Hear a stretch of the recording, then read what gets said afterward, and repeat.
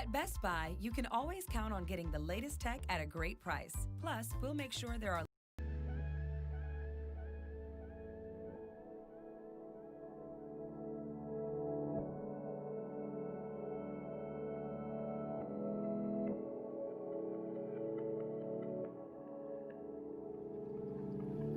I can't find my way back to you until you make amends with the demons you've been through. And I can't regret leaving you alone until you find your way back home.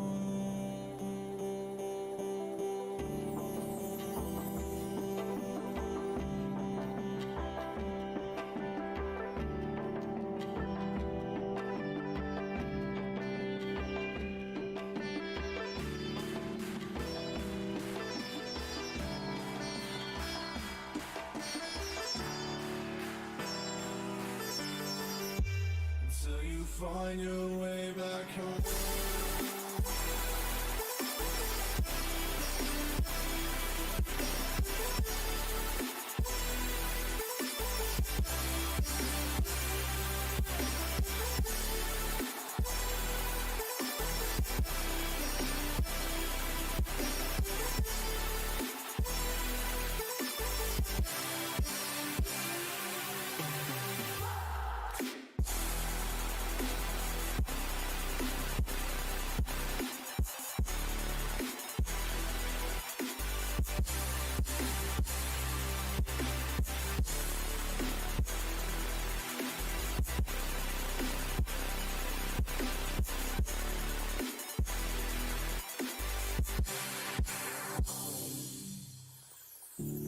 Don't let me drown. Don't let me drown. Don't let me drown.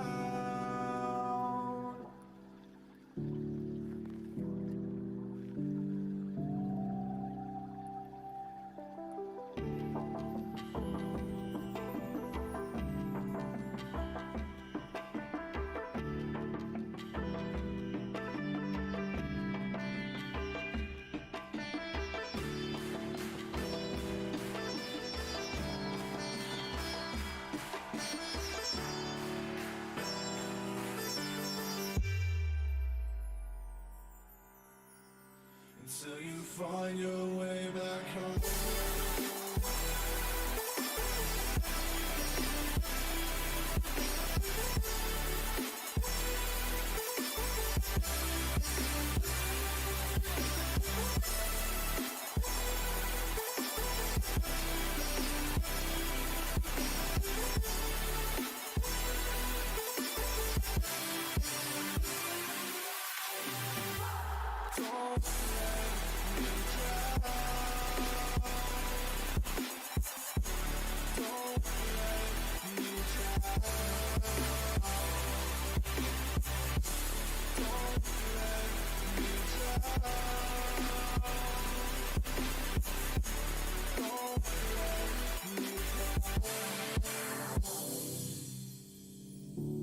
I can't regret leaving you alone until you find your way back home.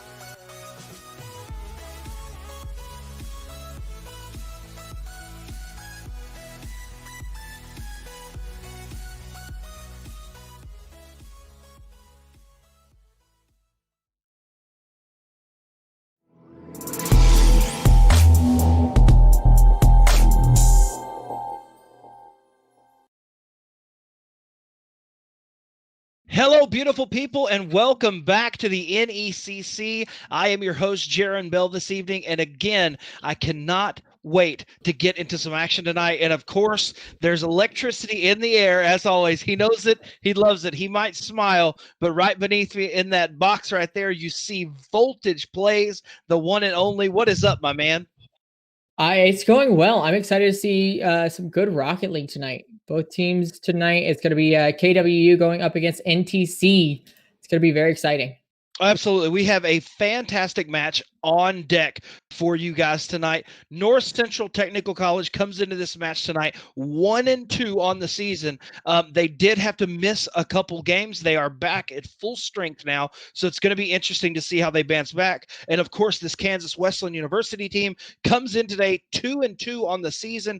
Had to miss a game due to some unforeseen things, and now they are back at full force as well. So both these teams coming in with all the momentum on their side after a win last week for NTC, and these schools are getting ready to go at it. Yeah, absolutely. Last week, NTC, we did see on stream, and they are a high-flying, action-paced team, and I'm very curious what KWU is going to be able to do to shut that down and counterattack from that. Absolutely. We want to remind you, ladies and gentlemen, that 5 days a week, you can check out esports, collegiate esports action right here live at the NECC. Mondays, we have Madden. Tuesdays, myself and Voltage Plays. Oh, sorry, I pointed to the side. He's actually below me. Voltage Plays are doing Valorant. And Wednesday nights, we have Overwatch. Last night, we had League of Legends on Thursdays. And, of course, we end our week right here live, Friday Night Live, with Rocket League action. So far, the NECC has been off to a fast and furious start, and we are just getting closer, Voltage. The playoffs just right around the corner. Absolutely. You could tell as the weeks go on, each team is getting hungrier and hungrier, and I feel like the play has just stepped up week after week. So it should be exciting come down to these last 3 weeks now until playoff starts. Absolutely. We come into week 6 tonight. Both these teams, for KWU at 2-2 and NTC at 1-2, neither one of these teams by any means necessary are out of the playoff picture to go this far. I mean, these teams have options that they can make the playoffs. Oh, absolutely. KWU, according to what I am seeing here, is actually number 2 in the league. So they are looking to defend their spot. NTC is just out of range, but they have a chance to come back into it as we start loading up game number 1. Absolutely. And tonight, ladies and gentlemen, NTC will be in the blue and Kansas Wesleyan University will be in the orange. So just for you guys again, just while you're watching, in orange will be Kansas Wesleyan University. In the blue will be NTC. For those watching, what's the easiest way that you can explain what they're about to see here in this Rocket League action? They're about to see soccer with cars, but it's not that simple. In a soccer game, on video game, you hit a button to pass.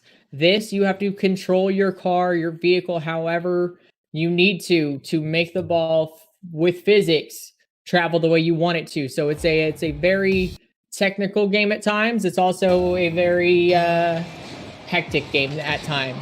And ladies and gentlemen, we have kickoff week 6. The NECC action, the ball played in, Brodell up in the air towards the center as he plays back to the middle.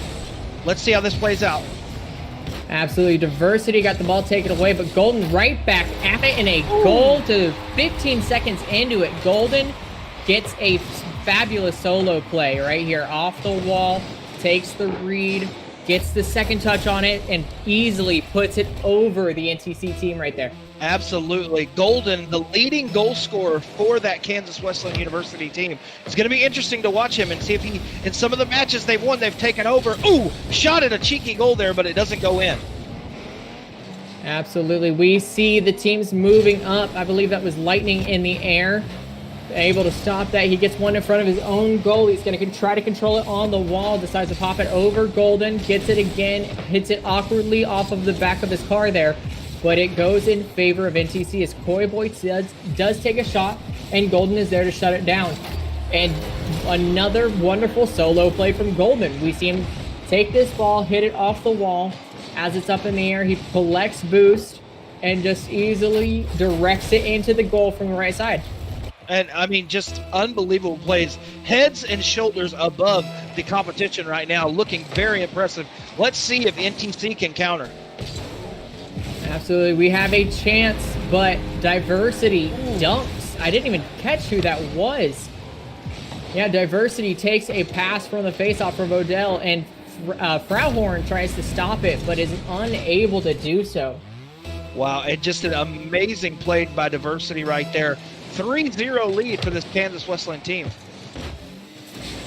3-0 with 1 minute off the clock here as Golden tries to control it in his own corner. Lightning challenges, but it does not go past. Golden moves it around a second one, but Koi Boy is there to stop that attacking force.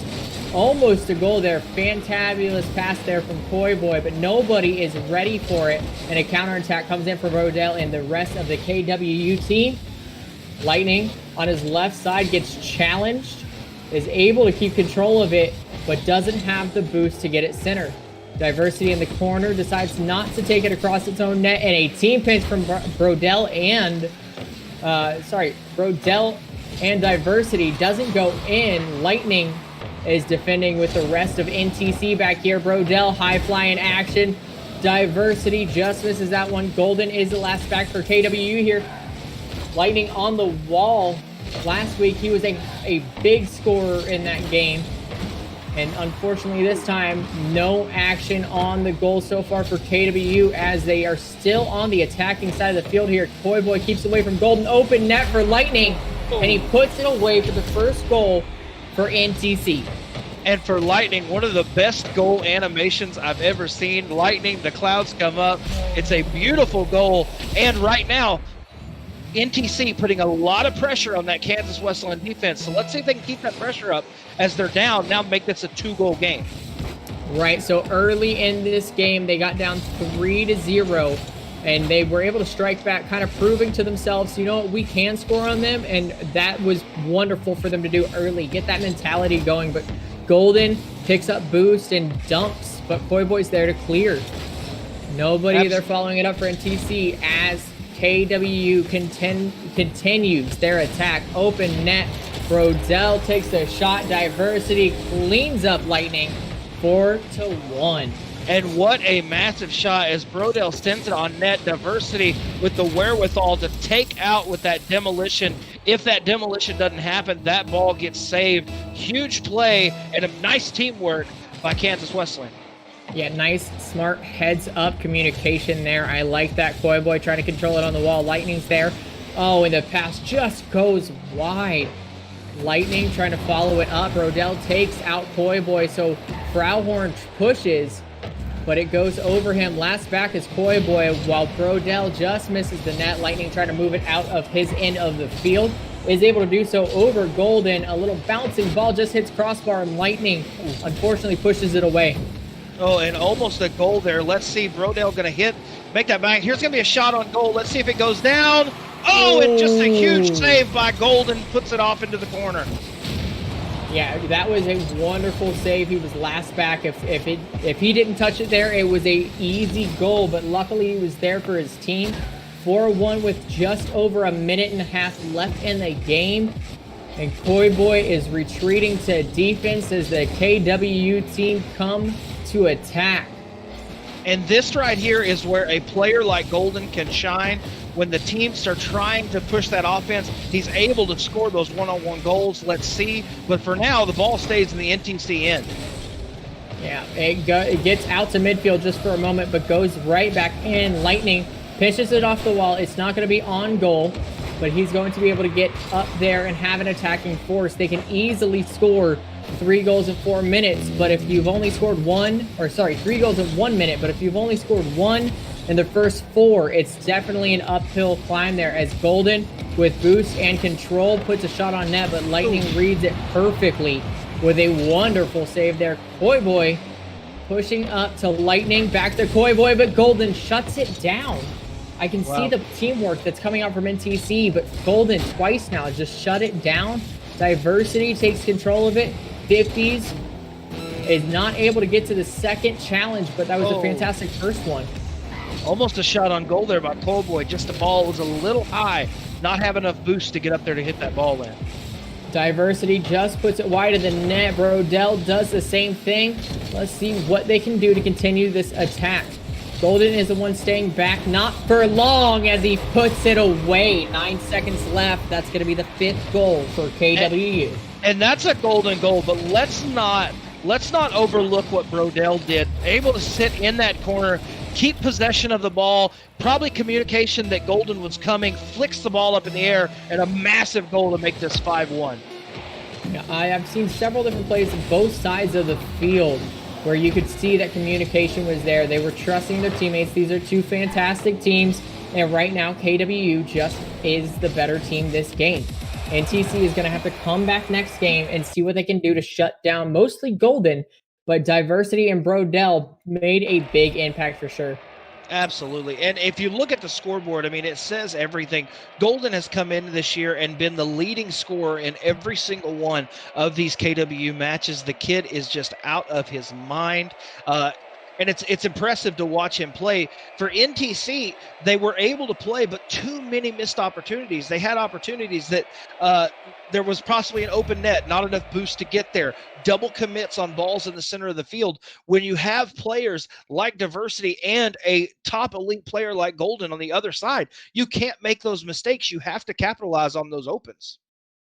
Yeah, you can't make the mistakes. Golden, when he's in the air, it looks like just totally different playing fields, at least what I've seen this first game. This is the first time I've seen him play, but he's playing fantastic. Absolutely. And ladies and gentlemen, we want to remind you that you can follow us on social media at NECC Games. Again, that's NECC Games on Twitter and Instagram for updates, live action, giveaways, all kinds of content that you can check out on our social platform at NECC Games. And as we get ready to go into this next match, we will be on the same colors, NTC in the blue and KWU in the orange. And for NTC, you know, you did lose 5-1, but you'd like to think that you have an opportunity to get back in this game here. Oh, absolutely. It's game 2. You're only down 1 game. You could have lost it 50-0. You could have lost it in overtime after 5 minutes of battling. You're still just down 1 game.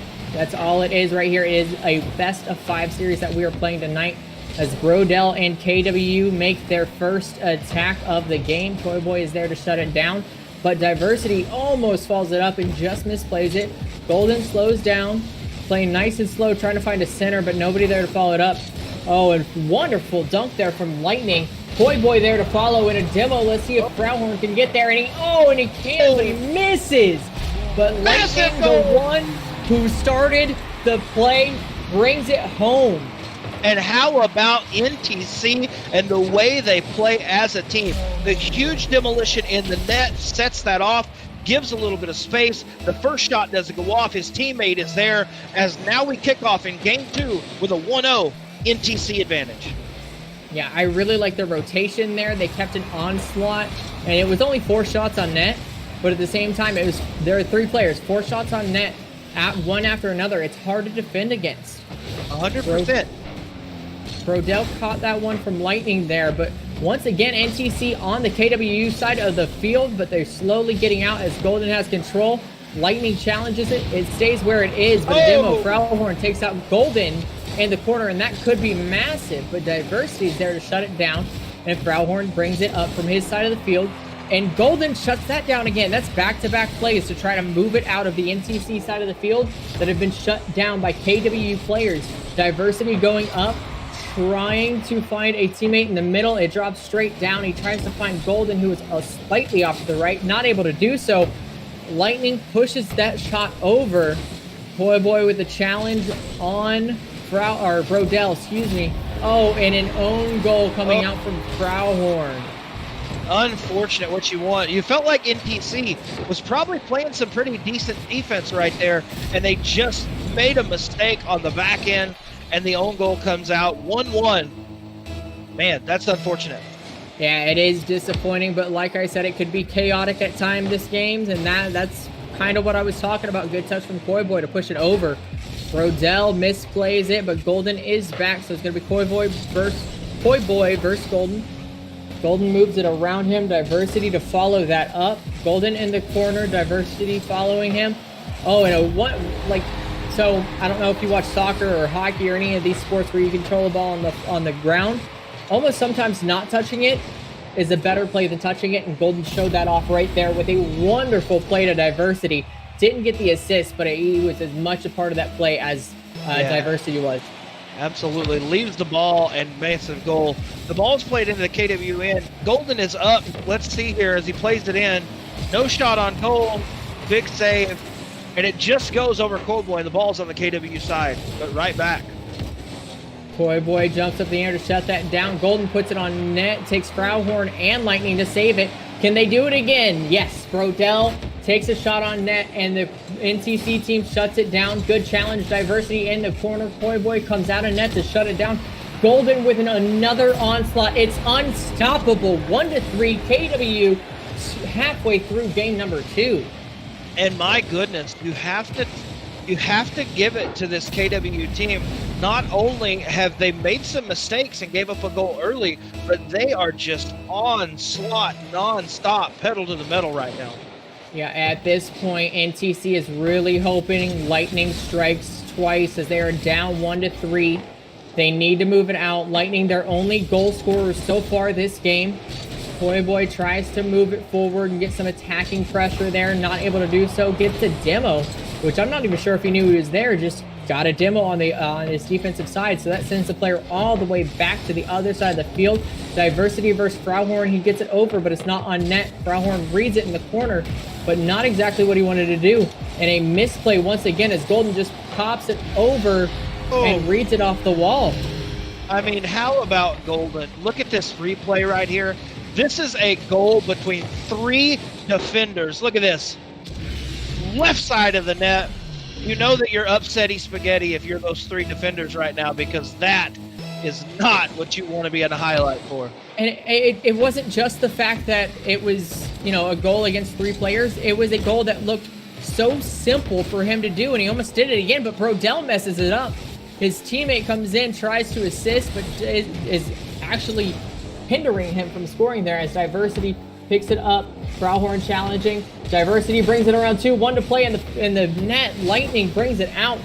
Frauhorn now in the net. They fantastic defensive rotations as Golden shuts it down. Lightning was moving up for a fantastic pass there, and Golden just demos him. Frauhorn off the backboard trying to set it down, but not able to do so.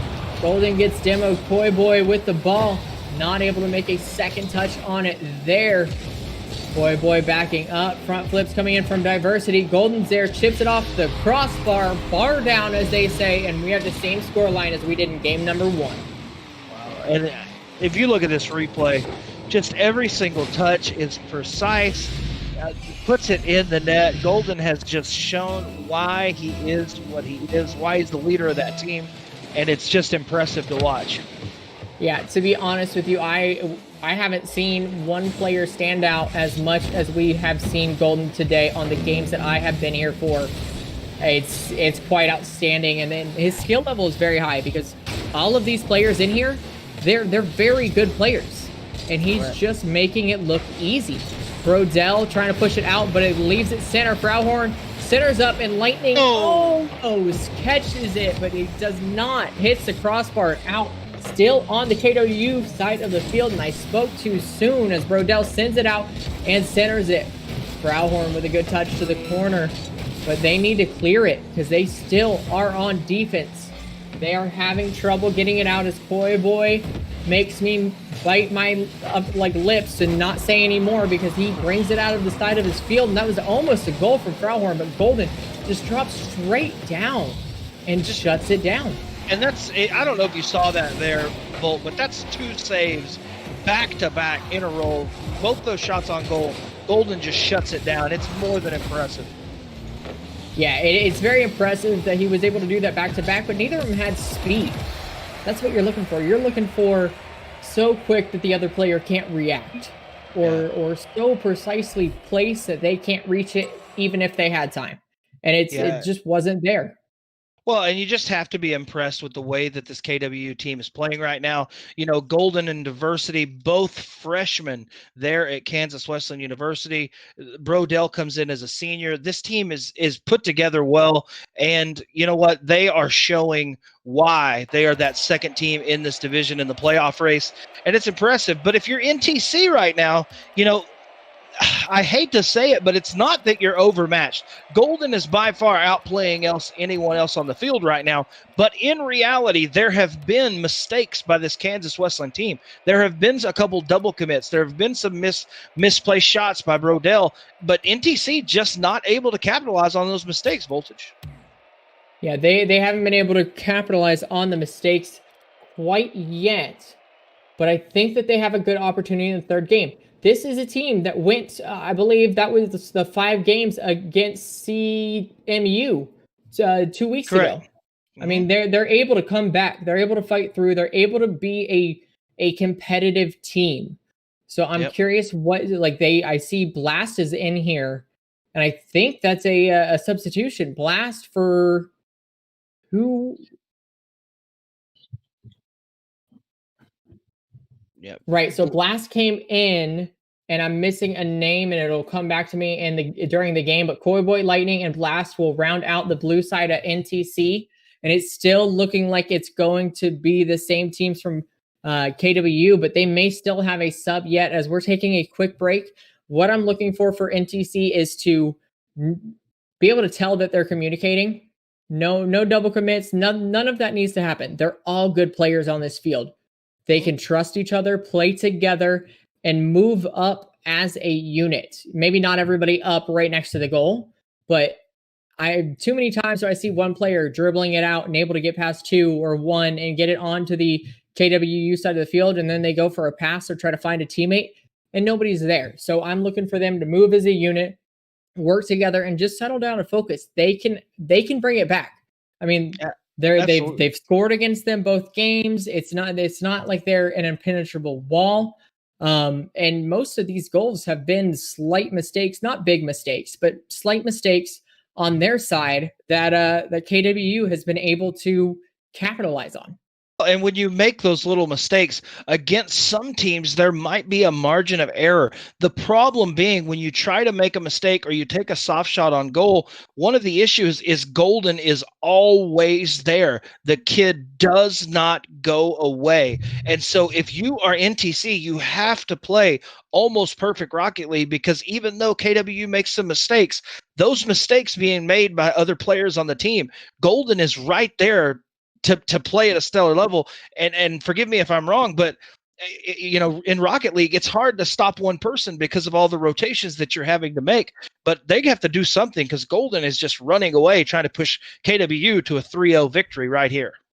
Yeah, it's hard to focus on one person, because you don't like, and I go back to hockey because that's what I watch. You don't have a goalie sitting there ready to block the net, so you can leave one guy a little bit alone and double team another guy.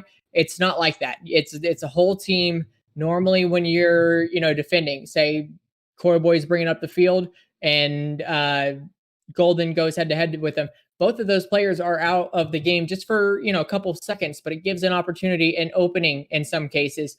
So it's very difficult to have a situation where you can focus on one person. 100%. Ladies and gentlemen, go ahead. Okay. Frownhorn. That's right. Frownhorn is out. Blast is in for NTC. And so at this point, like demos is a good way to do that, but you're not having anybody defend. You're taking a man away temporarily to take another guy away for a longer temporary time. I don't know how to explain that any better, but well, and one of the things, the meta in this game for the recent future has been bumping and demolition.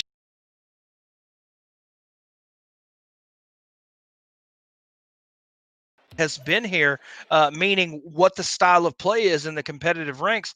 I mean, Voltage, it is the way the game is played. So we're getting ready. Ladies and gentlemen, we are almost at kickoff.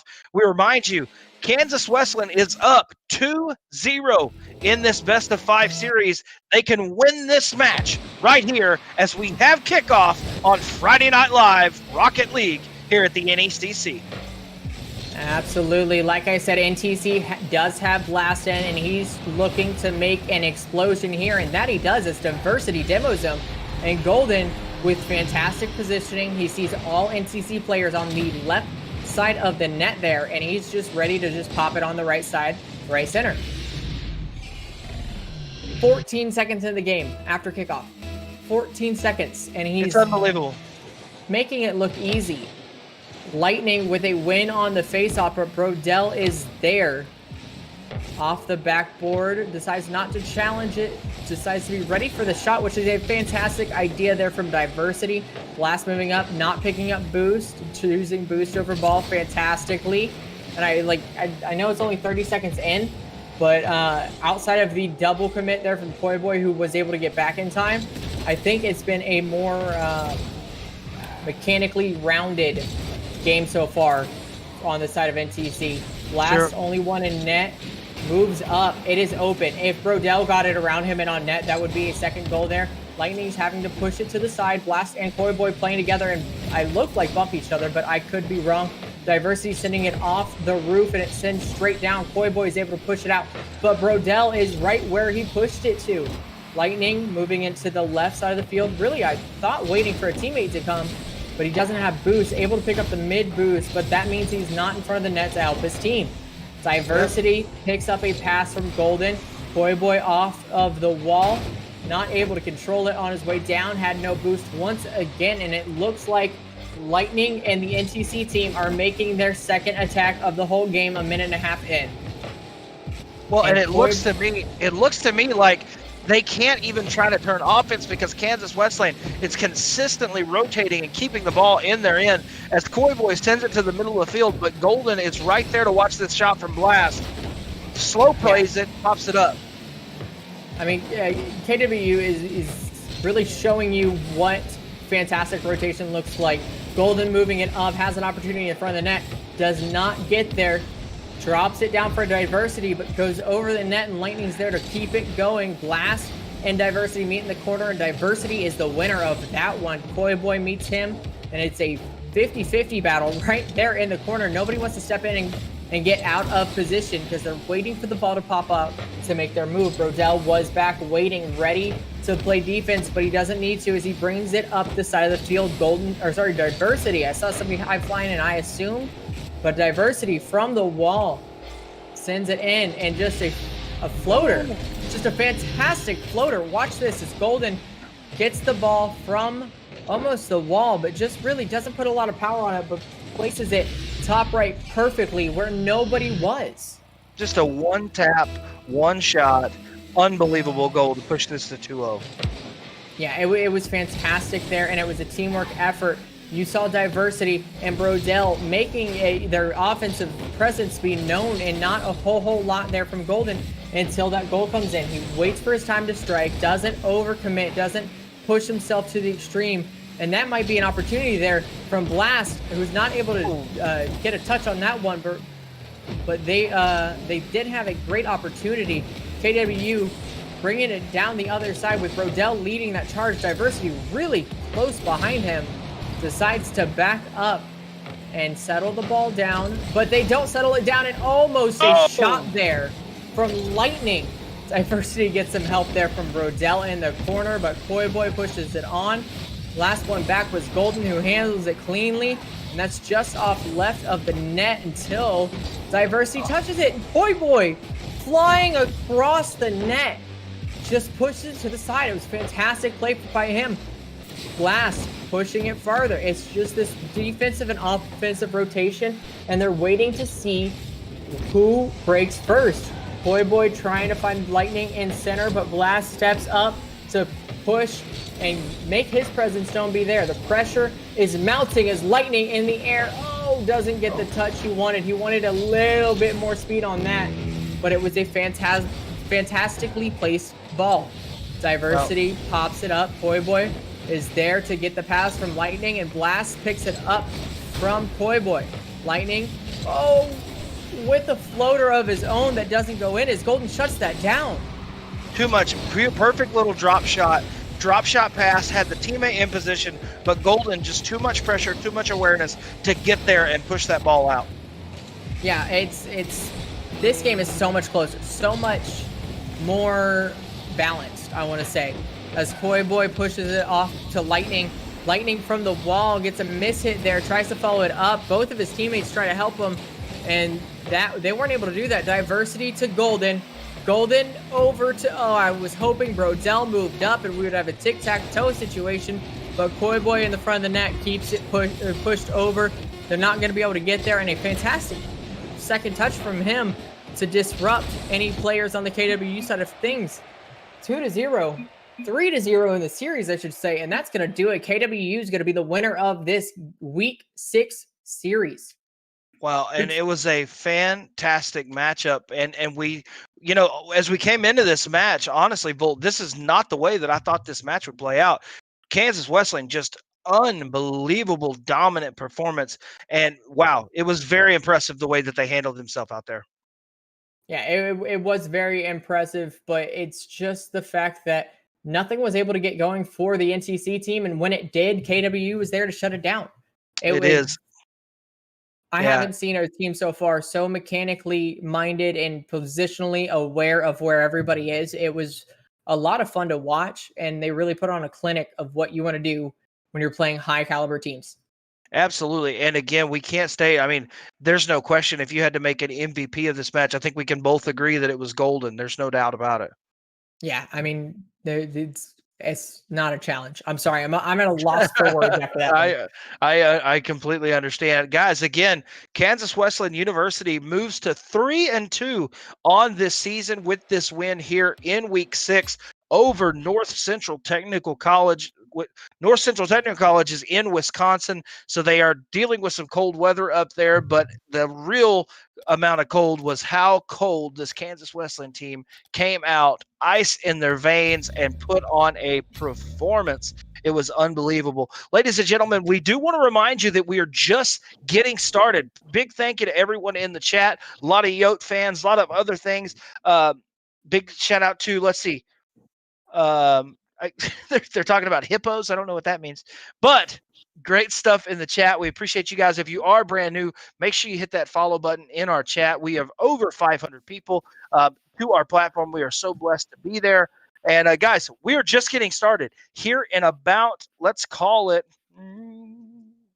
15 minutes. In about 15 minutes, about 10 to 15 minutes, we are going to have the second match of the evening as Central Methodist University comes in at 2-1. One of the top-ranked teams in this league is going to be on tap here shortly in about 10 minutes, facing off against St. Ambrose University. Now, St. Ambrose comes into tonight at 0-2, but they have dealt with things as far as the pandemic goes, and like a lot of places are, so they've missed a couple games, and so they're trying to bounce back.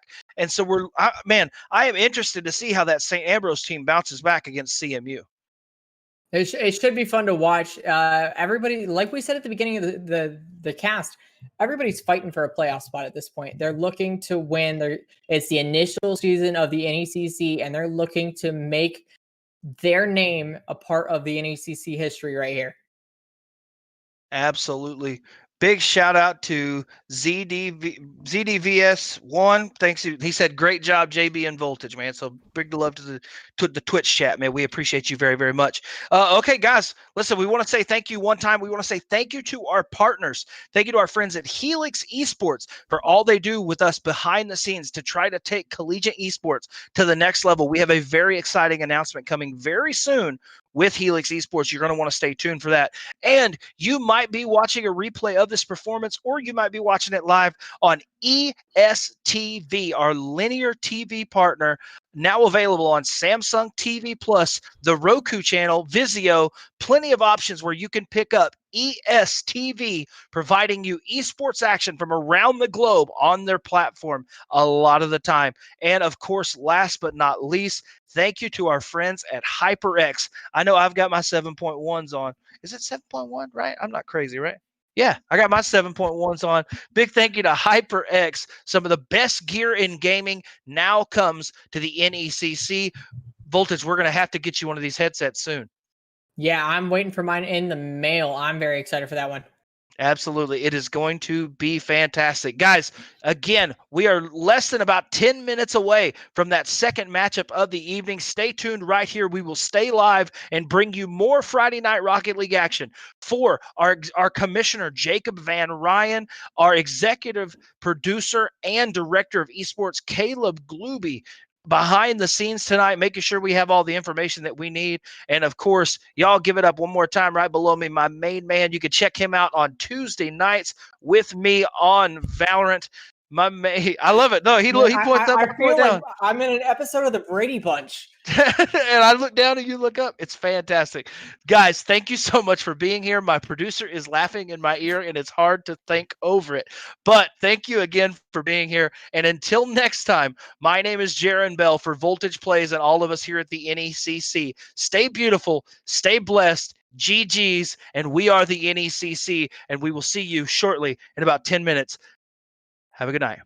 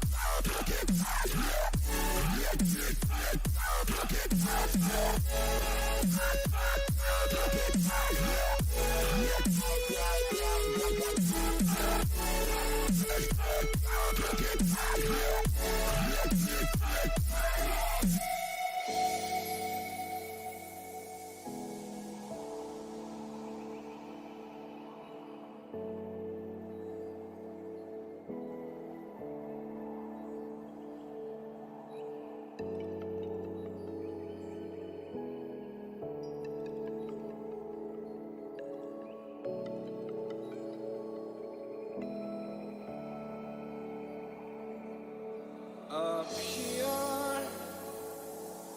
we're free, bound only by frozen memories, lost in time, racing all these broken dreams tonight, and we'll fly.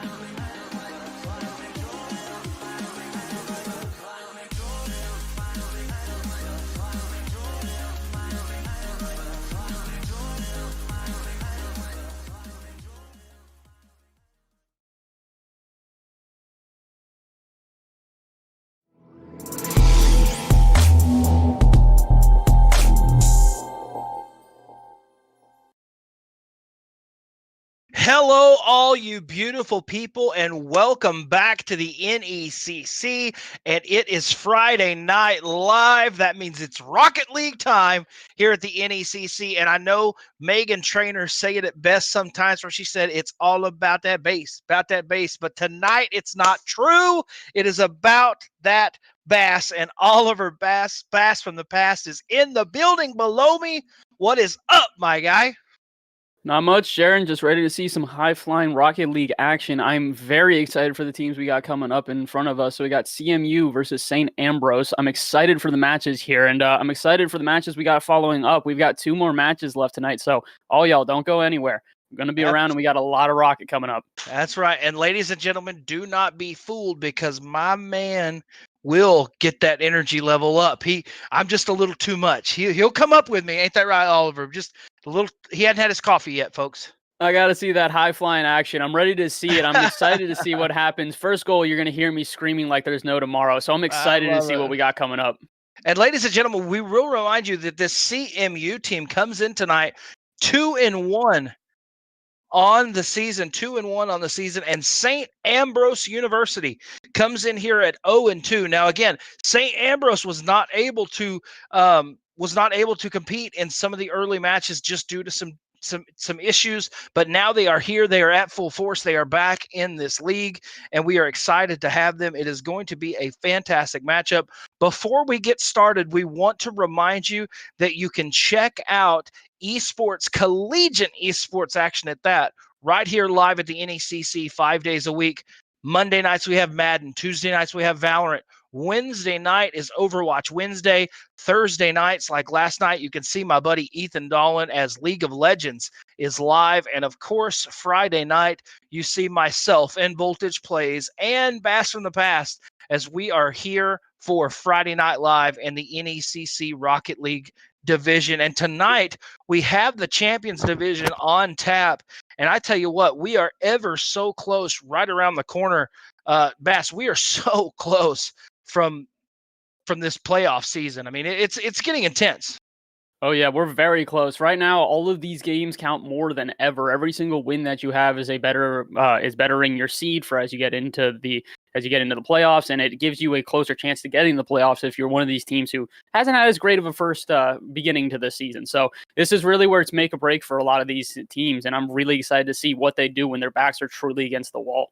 And like you said, you know, speaking of not being out of it, how about St. Ambrose? They're 0-2 on the season. Well, even at 0-2, a win right here against the CMU team can go a long way to boosting you up for a playoff run.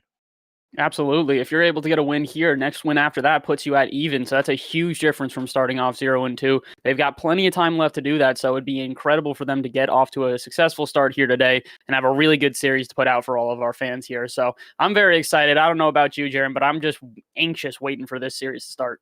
Oh, man, I am like a cat on an oilskin Texas roof in the afternoon. I am all over the place. I am ready to get into this action. We are so close. I think we are hitting ours right now. It looks like we will have CMU in the green and St. Ambrose University in the blue. You can hear the cars revving up. We're 3 seconds away. Welcome to Friday Night Live, and welcome to the NECC. And we are underway already. We're seeing very fast-paced action out of both teams here. Maverick going up for a touch he can't quite get to, but Phantom will be there for the backup. So something I saw you and Voltage talking about in the last series that I think is also going to come into play here is how well these teams play rotationally. Obviously, they've had many times to face up against each other, see each other on stream now. So it's about how they play the rotations, how clean they play as a cohesive unit, really. And that'll be the big difference between these two teams. And there's oh my goodness, that ball almost ricocheted back in, hits the top crossbar, ball played up to the center. And like you said, communication beyond important, especially in games like Rocket League, where you will see one man back, two teams rotating. Like it is, I mean, I don't think there's many other games where communication could be more important on who's rotating. Oh, absolutely. I think one of the biggest things about rotations in Rocket League is if one person blunders, the whole team blunders. Then you have to try and make up for that person who's made a mistake, and you have to try and continue playing off of said mistake. And unfortunately, that's just sort of how it is with Rocket League. If your team's not playing up to par, that means you're not playing up to par. It's all or nothing in a game like this. Absolutely. Let's see. The ball could have in, thought maybe an opportunity. It looks like Phantom going to go up and play a 50-50 ball that drops straight down. Sloth plays it. Maverick able to clear it, but it's on net. Sloth, no, a demo at the front. Man, what an opportunity there for St. Ambrose. So close with that. The demo play has already really come into to be a factor here already in this series very quickly. I think we've already seen 2 or 3 demos come out of everybody off of St. Ambrose, but we'll see how that continues throughout this series. We've seen teams use that to advantage, but we've also seen teams just break rotations to go for demos, and that doesn't really do a whole lot. So we'll see what type of St. Ambrose team we're going to see today. One that's going to be physical for the sake of advancement, or just one that's being physical for the sake of being physical. Absolutely, and we talked about that in the last match. The amount of, here's a shot on goal. It's a little high off the backboard. Phantom going to play this back in, but Sloth is right there. Man, lots and lots. A huge demo in the corner by Sap. This should turn the tables for St. Ambrose. Again, the demos coming out here over and over again. We continue to see them. And a big part of that is they're not letting CMU get set up on an offense there. Every time that they take a player out of the equation, they have to be a little bit more cautious at midfield and hope that the ball doesn't get popped to their own half and then a counterattack comes. So it's a good way of holding off CMU, especially if you're starting to feel the pressure of their offense. But right now it's 0-0. Both teams, could be the one to score here. Phantom tries to take a shot, but not quite in. And Bass, what a good play that was. You could see that was a pass on purpose. Bug up, put that blast down, but the Sap was just there to knock that ball off and have a huge save as the ball is massively played into the CMU side. Oh, my word. A whole bunch of whiffs coming out of both teams, though, there. That had me nervous for both halves there at CMU. I was worried they were about to get scored on immediately. Oh, but wait a minute. They're going to take it the other end. Phantom, he's going to actually be the first one to score here. It's not going to be St. Ambrose. And that looks like a bit of an, I don't know, maybe a bit of an overcommit, but then also had the opportunity to play that ball back. A mistouch by St. Ambrose, and I mean, Phantom runs it down as it puts it in a wide open net. Doesn't get easier than that, Bass. Oh, absolutely, and I think you're 100% on the money when you say that. That's a bit of an overcommit. When you're the last player back there, the best thing you can do is buy time for your team to get set up on the back half. Unfortunately, I believe it was Sloth. Don't take that for certain there, but whoever cheated up on that play, unfortunately, they just didn't give enough time to their team to get back there, and that was an open net for them to shoot upon. So a big thing, like we mentioned in rotations, you make one mistake, it affects the whole team. They've got to be careful of when they commit like that. Yeah, absolutely. As the ball's played to the center here, I thought Maverick was going to have an opportunity. Roadrunner follows it up. Oh, my word. That was a massive play, and let's not see. Watch. He gets tied up with Maverick there, and Bass, what a play. You just got to watch Maverick on that play. The entirety of that play, all you see is Maverick just being an absolute nuisance to everyone off of St. Ambrose there, continually tying up the goalie there, and really, really good play out of him specifically. So now 2-0 with about a minute left here. This is not the position that St. Ambrose want to be in. Their backs are against the wall for certain here. Absolutely. Shot on goal, nothing there. And again, St. Ambrose has to try to turn momentum. As of right now, they can't get anything going. They're having a lot of difficulty getting out of their own half at this point. CMU, they've seemed to figure out the key to this defense here. They're continually putting pressure, and a big part about it is they're also seemingly keeping the entirety of St. Ambrose on low boost. At any moment that they have boost, they at least make them waste it. You saw the aerial come out there, and still, everybody off of CMU doing a good job of keeping position. Finally, they're going to come out of their own half, and St. Ambrose are going to have a chance. But I don't think this one's going to be very long-lived. This one already back onto the other half, and Phantom going to try to rip off a shot here. Can he get the double tap? No way! Oh, what a goal. He caught it in the middle of the field. Look at this replay. The ball is tapped down. Phantom gets it up, plays it off the backboard, and just a small tap to the right corner of the net. What a highlight goal for Phantom.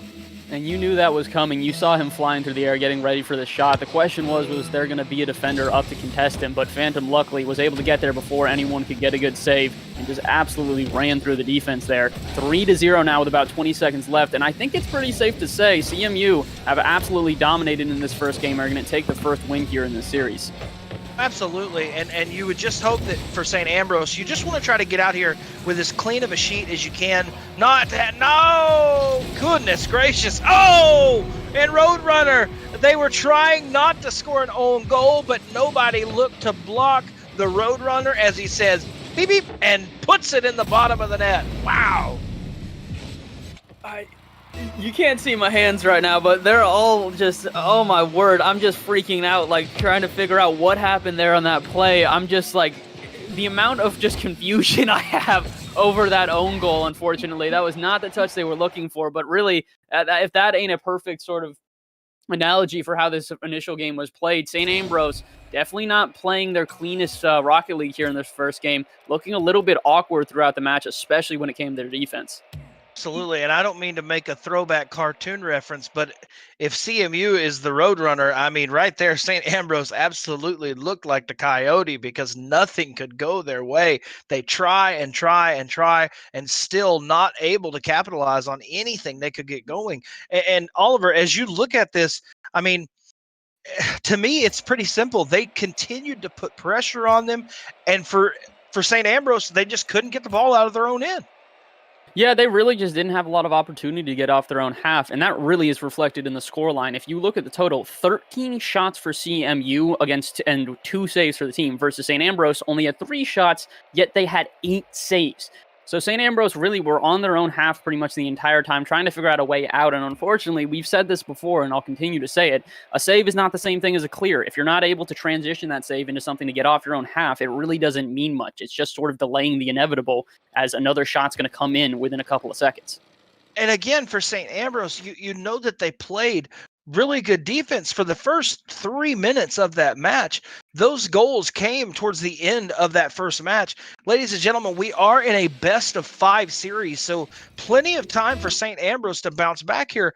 And Bass, I don't know what you think, but for me, I think St. Ambrose can play with this CMU team. They had opportunities. They played defense. They were able to get some balls on the other end, not as much as they would like.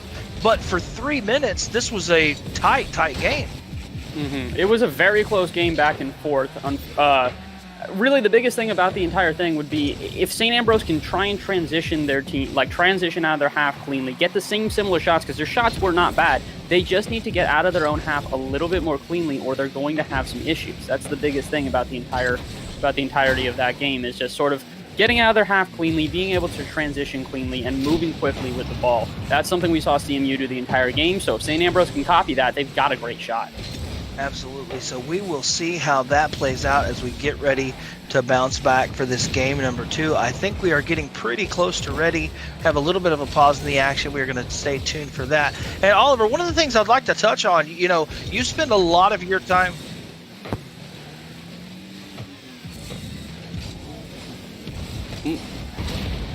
Somebody get there. Looks like we're having some issues at the moment. Unfortunately, my Sorry, Rocket guys. League is freezing for some reason. All right, we just have a little bit of a delay here, some technical difficulties on our end, guys. We'll get that up for you. And I have action for you. Here you go, ladies and gentlemen. Now it looks like St. Ambrose will be in the let's call that orange, and CMU will be in the blue. So let's see how this plays out. Maverick going to try to play the ball inside, and I will let Oliver get it fixed on his end. He will be shortly right behind us, and Phantom plays it to the side. Ball played to the center. Here's Sloth with an opportunity for CMU, but it's off. Sorry, for St. Ambrose. Ball played to the center. That is fine. I see you, Bastard. Absolutely. Play shot into the middle. Ollie not there. Maverick going to play this ball to the center. Roadrunner there. And Phantom plays it back again. Here's a shot on goal. Phantom! CMU puts it in like they didn't see the Phantom coming, and that is a massive goal to put in the right corner of the net. Man, what a goal. And ladies and gentlemen, again, best of 5 series here, as it is 1-0 in game 2 for CMU and 1-0 in this match. So let's see how it plays out as the ball is played to the CMU side. Here's a wide open opportunity. Ollie says, I will take that opportunity and I will put it in the net. What a goal by Ollie, and it is 1-1. St. Ambrose able to respond. Wow, what a goal. And with this kickoff, you're going to want to try to watch and see if that plays. And oh my goodness, there was almost another St. Ambrose kickoff goal, but now the ball played to the other end. Huge save by Sapp. St. Ambrose changing the momentum of this game, putting the pedal on, realizing that CMU was able to put too much pressure on there and they had to flip the script and change that up. So let's see if they can do it. Ball put in the side. Here's a shot for CMU. It's not going to go. Ollie going to play that to the side. Let's see what St. Ambrose does here. 50-50 ball does not go their way. Phantom plays it to the center. Ollie able to flick in the middle. Maverick sends it to the right side. CMU looking for an opportunity here. Here's an opportunity. Shot to the backboard. Can he get it to go down? Oh, and it's just off to the right and not followed by Phantom. Wow, what an almost opportunity right there. Here's an opportunity. Oh, that is a massive save. And somebody has to get back for St. Ambrose. And I am finally back. I apologize for that to everybody. We had a couple of technical difficulties. Oh, but the perfect timing, huh? Woo! And you are back as Roadrunner hits it from almost midfield straight through and puts it in the bottom of the net. Goal, CMU. It looks like within the time that I've been gone, CMU have managed to hold on to the momentum. They did let in a goal, so finally a little bit of that streak is broken and St. Ambrose have a shot here. But unfortunately, it looks like I came back just as CMU were starting to feel themselves all over again. The mojo back on their side, and they're up 2-1 with only about a minute left now. Absolutely, and let's see how it's played here. Going to be put down to the inside. St. Ambrose really looking here, Oliver. I mean, they came out very aggressive. Unfortunate goal there. Let's see as Phantom puts one off the backboard.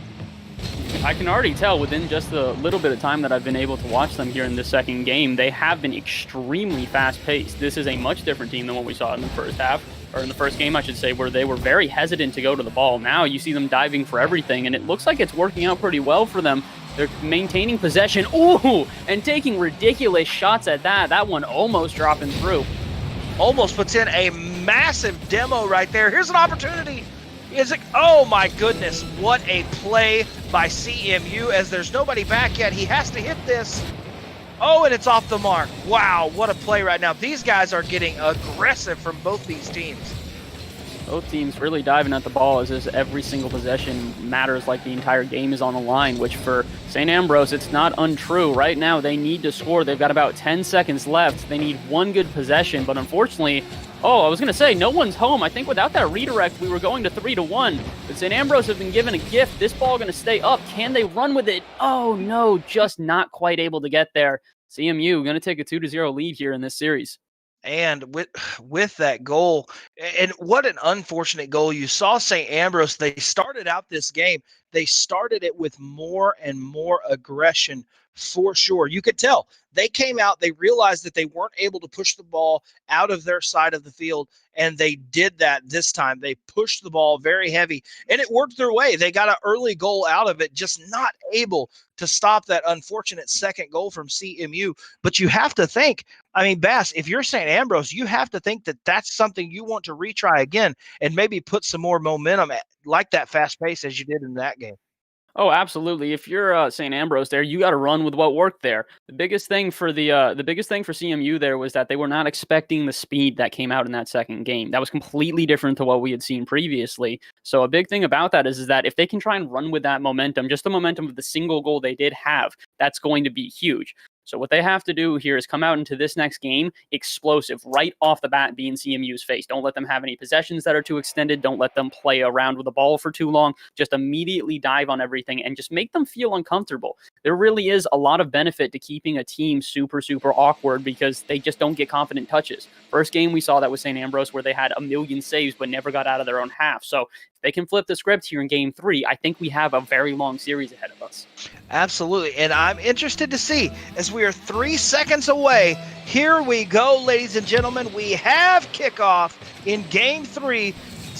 CMU looking to take advantage and take a 3-0 win in this series. St. Ambrose just needing this game to stay alive.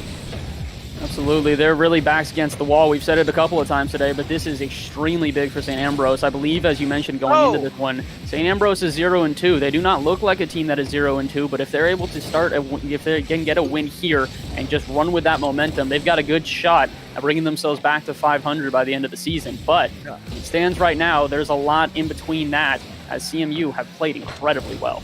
Absolutely. And again, like you said, I think that's so crucial. As here's a almost shot, here's the follow, and another save! A massive save in goal for St. Ambrose. Wow, what a goal. Hopes and dreams trying to stay alive. My goodness. They continue to make these saves, but unfortunately, notice where they are yet again. They've made 2 saves. They still have not. Oh, wait, now they've gotten out of their half. A little bit of a miss at midfield, and this could be an opportunity. This one laid down low, not going to turn into much, but just notice how after they made those saves, they still stayed on their half for so long. They need to run with those saves. Unfortunately, there's a little bit of hesitation. If one player makes a save, you have to be the next player to back them up and get it off their half. Unfortunately, that just doesn't come through yet. And as a result, still no score on the board for either team. Wow, absolutely. And let's see, man, I know this St. Ambrose team, and I'm not just rooting for them against CMU. CMU is a fantastic program, but I want to see, oh my goodness. Oh no, was that his own team? Oh my gosh. Oh, and it's going to turn into Are you kidding me? Way. Are you kidding me? The bump in the goal, he bumped the own player into making not an own goal, but a save against his teammate's shot because of the bump. The counterattack turns into a St. Ambrose goal. That was, I heard my producer in the background say, a 2000 IQ, and it's a kickoff goal! Oliver, what is happening right now? This is insane! See, the biggest thing I've always heard for when people yell this is Rocket League is never when incredible plays happen. It's always when people who you know are some of the most talented players on the planet start playing as if they're in like gold or something. And it's maybe one of the most entertaining things to see ever. We went from a save off of a bump to an own goal to immediately then a kickoff. That type of, really, you could see that at any rank of Rocket League. It's incredible to watch how quickly momentum goes from super high pace, super high skill to just chaos on the field. So right now, this really does look like absolute chaos on the field. Both teams trying to just get a feel for the rotation again and get back to normal. And you have to feel for St. Ambrose.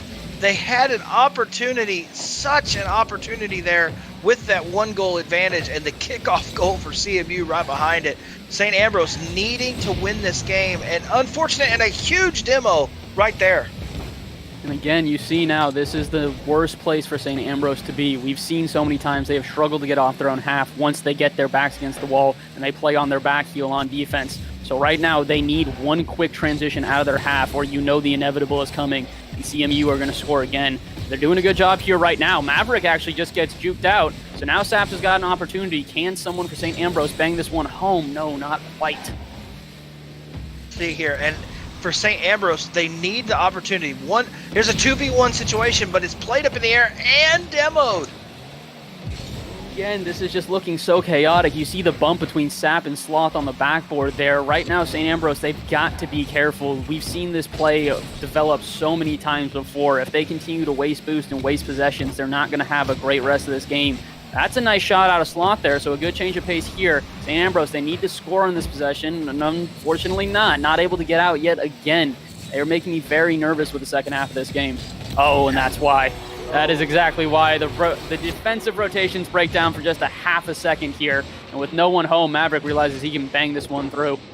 My goodness. And like you said, for St. Ambrose, you almost feel for him. You feel like they are playing fantastic defense and they are hanging in this game. And just one mistake, CMU is there to capitalize. It truly is heartbreaking because St. Ambrose do not deserve a series to go down 3-0. They have played incredibly well this series, most of these games being within one, keeping it super close almost every single match. But unfortunately, they're just not able to come away with a win here in any of these games. Now, I'm not going to call this one early, though. They've got a minute left. They have had some very, very promising attacks here. They've just got to make one of them connect. Absolutely. And you'd like to have seen a pass just a couple plays ago that came to the center, but just no one up attacking for St. Ambrose. They have to, right now with under a minute left, you have to send everything you can to try to get this goal. Oh, and I think even beyond just a minute left, I think that's a big thing throughout the series, because if they go into this position again next game, it may not be a different result, or it may be the exact same thing depending on if CMU come away with a win here. But they've got to start playing the rotations where they take risks, not the double commit that we just see there out of Sloth and Ollie. But what I mean is that they need to have players on the defense, but have players that also charge against the ball, force these weird touches, force these misplays out of CMU. Otherwise, it's just a defensive game until an error comes, which is what we've seen thus far. CMU, they've done a good job of holding off this offense so far, but at the same time, many of their goals have come off defensive blunders from people off of St. Ambrose. Absolutely, and it's just, I don't want to sound disappointed, but it's just, it breaks my heart to see that happen because there were so many opportunities, and that, ladies and gentlemen, is the match as CMU takes down St. Ambrose University in quick fashion as they move up to 3-0 on this win, and they're going to move up to 3-1 on this season, well ahead of other teams in that playoff race.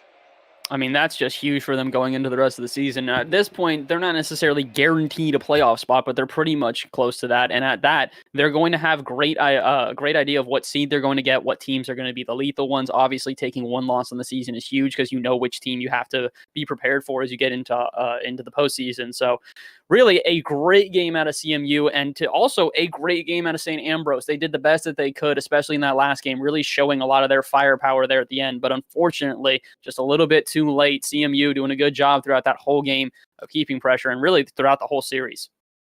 Absolutely. And again, they had it's almost as frustrating as possible. They had so many opportunities where there could have been big plays, and big plays happen, but just not able to capitalize. It's an unfortunate turn of events. But again, if you can look at the bright side of anything, no one wants to look at the bright side of losing. That's like taking your cousin to prom. But you don't want to look at the bright side of it. But what you can do is it's 0-3, but there's still so many games left. First of all, it was a funny joke, Oliver, but you got to keep it together here, bud. It's 0-3 on the season. You still have an opportunity to come back and win some games and make the playoffs. They absolutely do. There's plenty of time left here in this season. There's obviously a shot for every one of these teams here to make it through and really bring back their seasons. Like we said, St. Ambrose, they're still not down and out of this. Unfortunately, they dropped to 0-3, but they really do have a shot at keeping the rest of this season alive. So congratulations to CMU here today. It's unfortunate to see how St. Ambrose fall, but they did put up a really, really good match. Ladies and gentlemen, the best part is you can't hear our producer laughing, but you have to watch Oliver laugh and try not to laugh into the microphone, but you could see him anyway, so you know it was funny. Guys, thank you to our partners, our friends at Helix Esports for all they do behind the scenes, able to allow me to tell these jokes live, which are funny. But guys, thank you to Helix Esports. We have a huge announcement with them coming very soon. You're going to want to stay tuned for that. And of course, thank you to everyone watching on ESTV. Again, that's ESTV, now available on Samsung TV Plus, the Roku channel, Vizio, plenty of options where you can check out esports action from around the globe, including the NECC on their platform. And of course, last but not least, I've got my 7.1s on right now. Our friends at HyperX, some of the best gear in gaming now comes to the NECC. Oliver, we have got to get you some new headsets over there. We're going to get you on set for sure.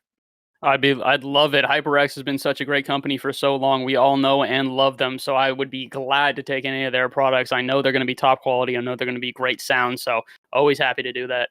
Absolutely. And the best thing, ladies and gentlemen, I hope that you're having a wonderful evening here watching some Rocket League action. But Oliver, the best thing for me, we're not done. We've got another match, folks, coming your way in about 15 to 20 minutes. You're going to want to stay here right here live on our Twitch channel. That's twitch.tv/NECC_esports where you're watching. Because we are going to have, I mean, look, Howard Community College has a program that is really growing, is a up and coming program, and they're 1-2 on their season, but they face off against California State University, Dominguez Hills, and that team comes in at 3-2, have been a buzzsaw the last few weeks. It is going to be intense Rocket League action. And Howard Community College has won some games. So as we get ready for this next match, Oliver, we're just getting started for the evening. Oh, absolutely. I think we've got a whole series ahead of us, and I wouldn't be surprised to see it go to 5 games. So biggest thing coming up here is really which team comes off to a strong start, but we're going to have to wait and see. That's all speculation right now. Absolutely. And ladies and gentlemen, for our commissioner, Jacob Van Ryan, for our director of esports and executive producer, Caleb Glooby, in the background with us tonight, we thank them. And again, ladies and gentlemen, you can see our ats right there. If you want to go follow Oliver, Bass from the Past, if you want to follow me at the Jaron Bell, please check us out. We'd love to see you in the chat sometime. Again, thank you to everyone in Twitch chat. You guys are awesome. We do see your comments. Thank you for all the love tonight. We appreciate that. And guys, don't go anywhere. For all of us here at the NECC, all the interns, all the staff, everyone here for the casters, my name is Jaron Bell. For Oliver Bass, Bass from the Past, and everyone else, we will see you in about 15 to 20 minutes for that next match between CSUDH and Howard Community College. Don't go anywhere. We'll be right back. And until next time, if I don't see you, stay beautiful, stay blessed, GG's, and this is the NECC. We'll see you very soon.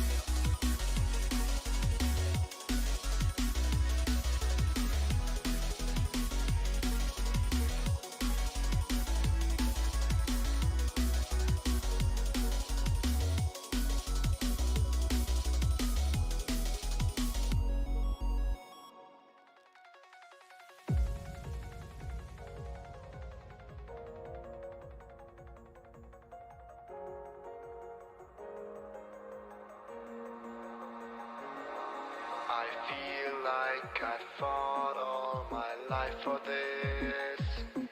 This one part, this 1/3 I've always missed. No, just don't let it go.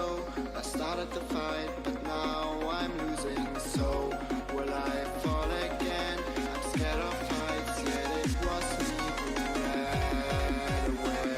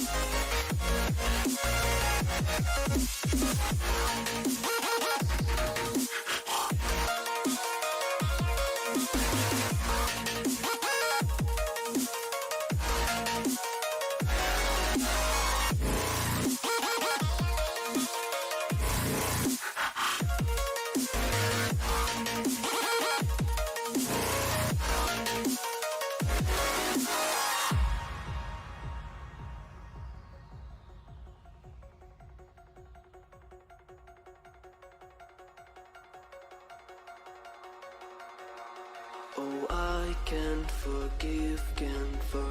myself. The piece that I'm missing, it kills me inside. I need help, oh please give me back. This one part, this 1/3, I'm sorry I lost it. No, I let my weapons fall. I'm drowning in the fears, and now I know that I will fall again and let it go, but I can't stop to love.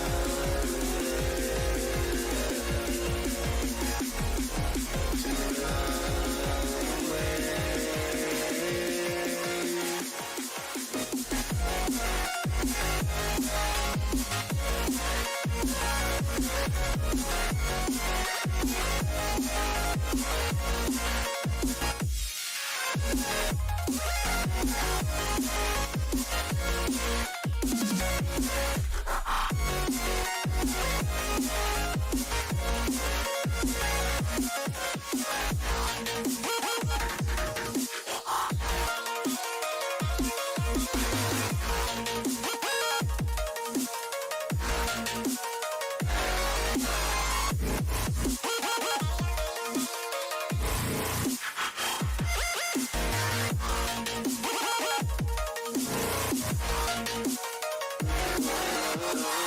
Run away.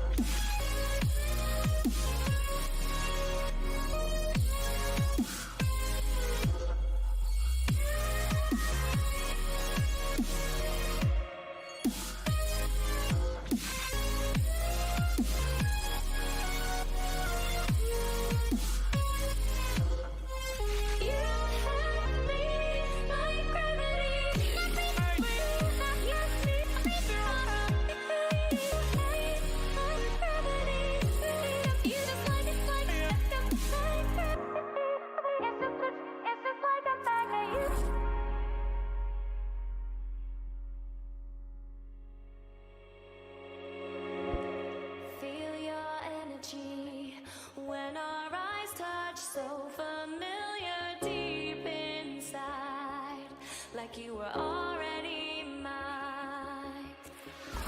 Surreal to me, how you make me feel wild and calm at the same time. Never felt so alive.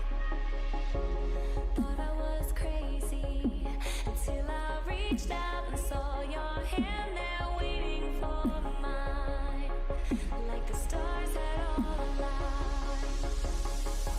I lay beside today, tonight, your vibe, desire, our eyes on fire. And I breathe your aura, cannot leave your aura. You have me like gravity. You don't have to try it, it's just like a magnet. You have me like gravity. You have me like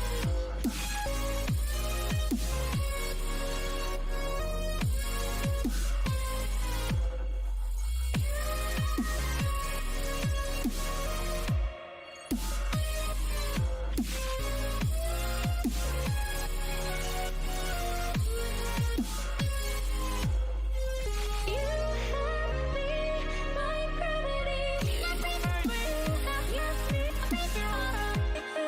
me like gravity. You just like it's just like a magnet.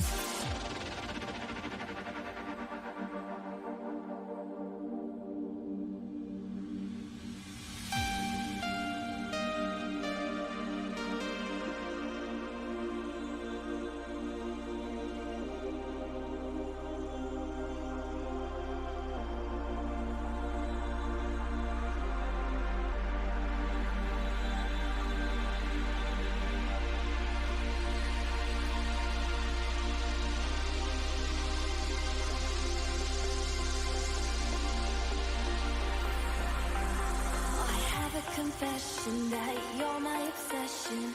You're pulsing through me.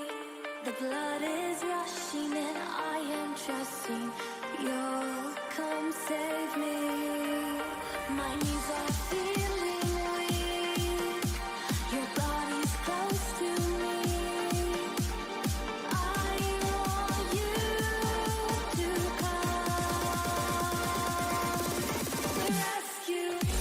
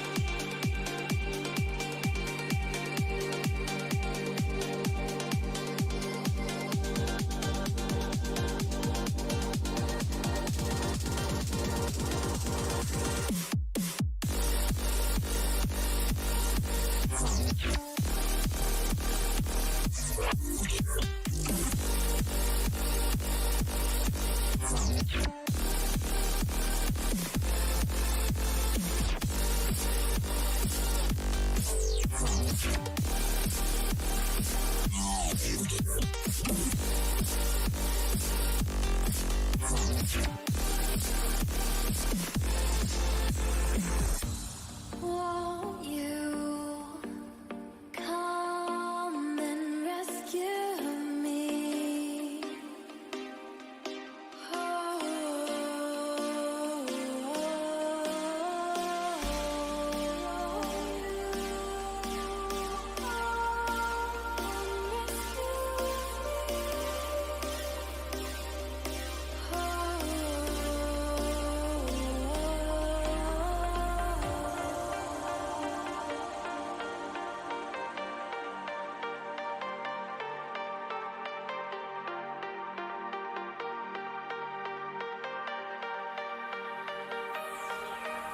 My knees are feeling weak.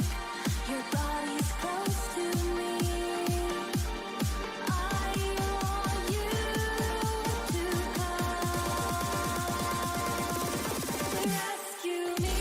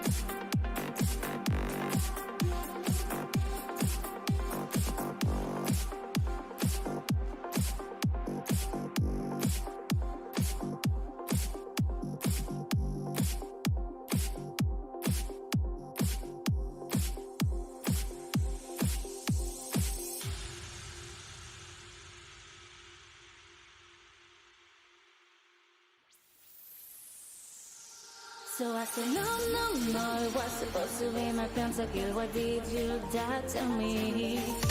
I killed, I know, want to fight for champions. I can't believe you're falling. No, it was supposed to be my pentakill. Why did you die to me? I killed, I know, want to fight for champions. I can't believe you're falling. Wait a minute!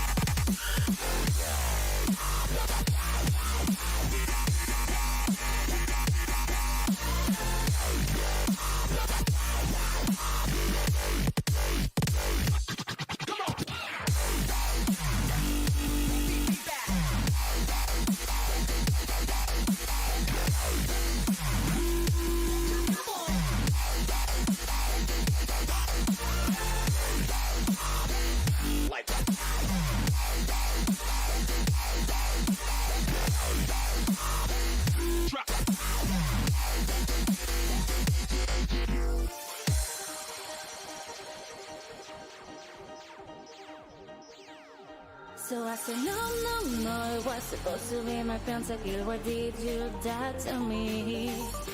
I killed down 1, 2, 3 for champions. I can't believe you're trolling. No, it was supposed to be my pentakill. Why did you do that to me? I killed down 1, 2, 3 for champions. I can't believe you're trolling.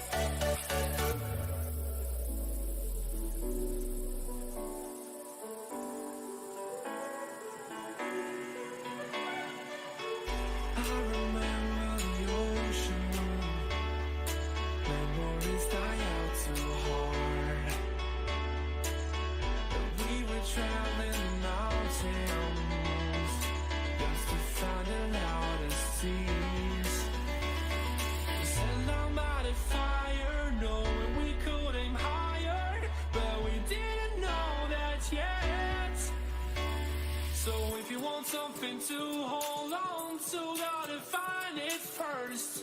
But here I am, 'cause I've been laying under palm trees, waiting for the summer, knowing there's nowhere to go.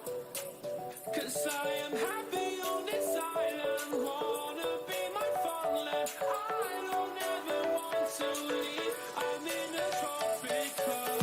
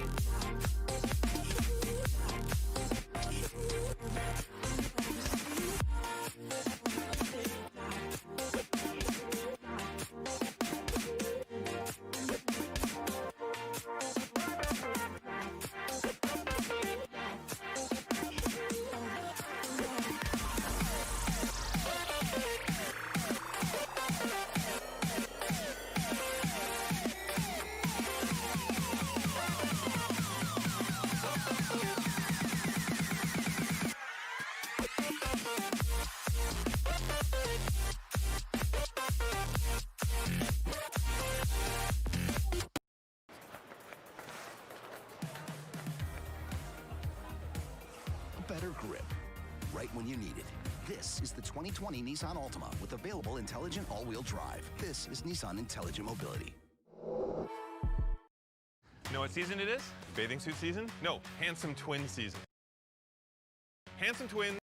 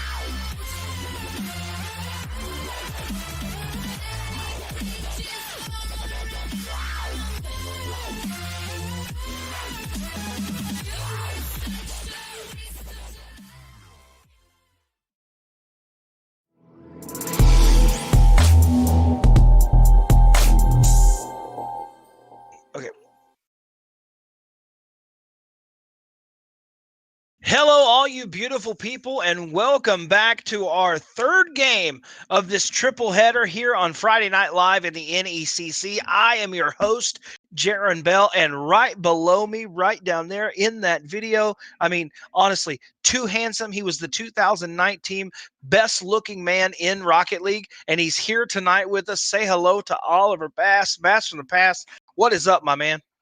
Not too much, Jaron. I appreciate the compliment, my friend, although I think you've got me in contest right now, so I don't know. We might have to give me second placing you first. But that aside, however, I'm excited for this match we've got coming up. We've got two very competent teams about to play each other, and I'm extremely excited to see what type of series we have. I'm hoping we go best of 5, but, you know, go to 5 games in the best of 5, but you never know. We will see.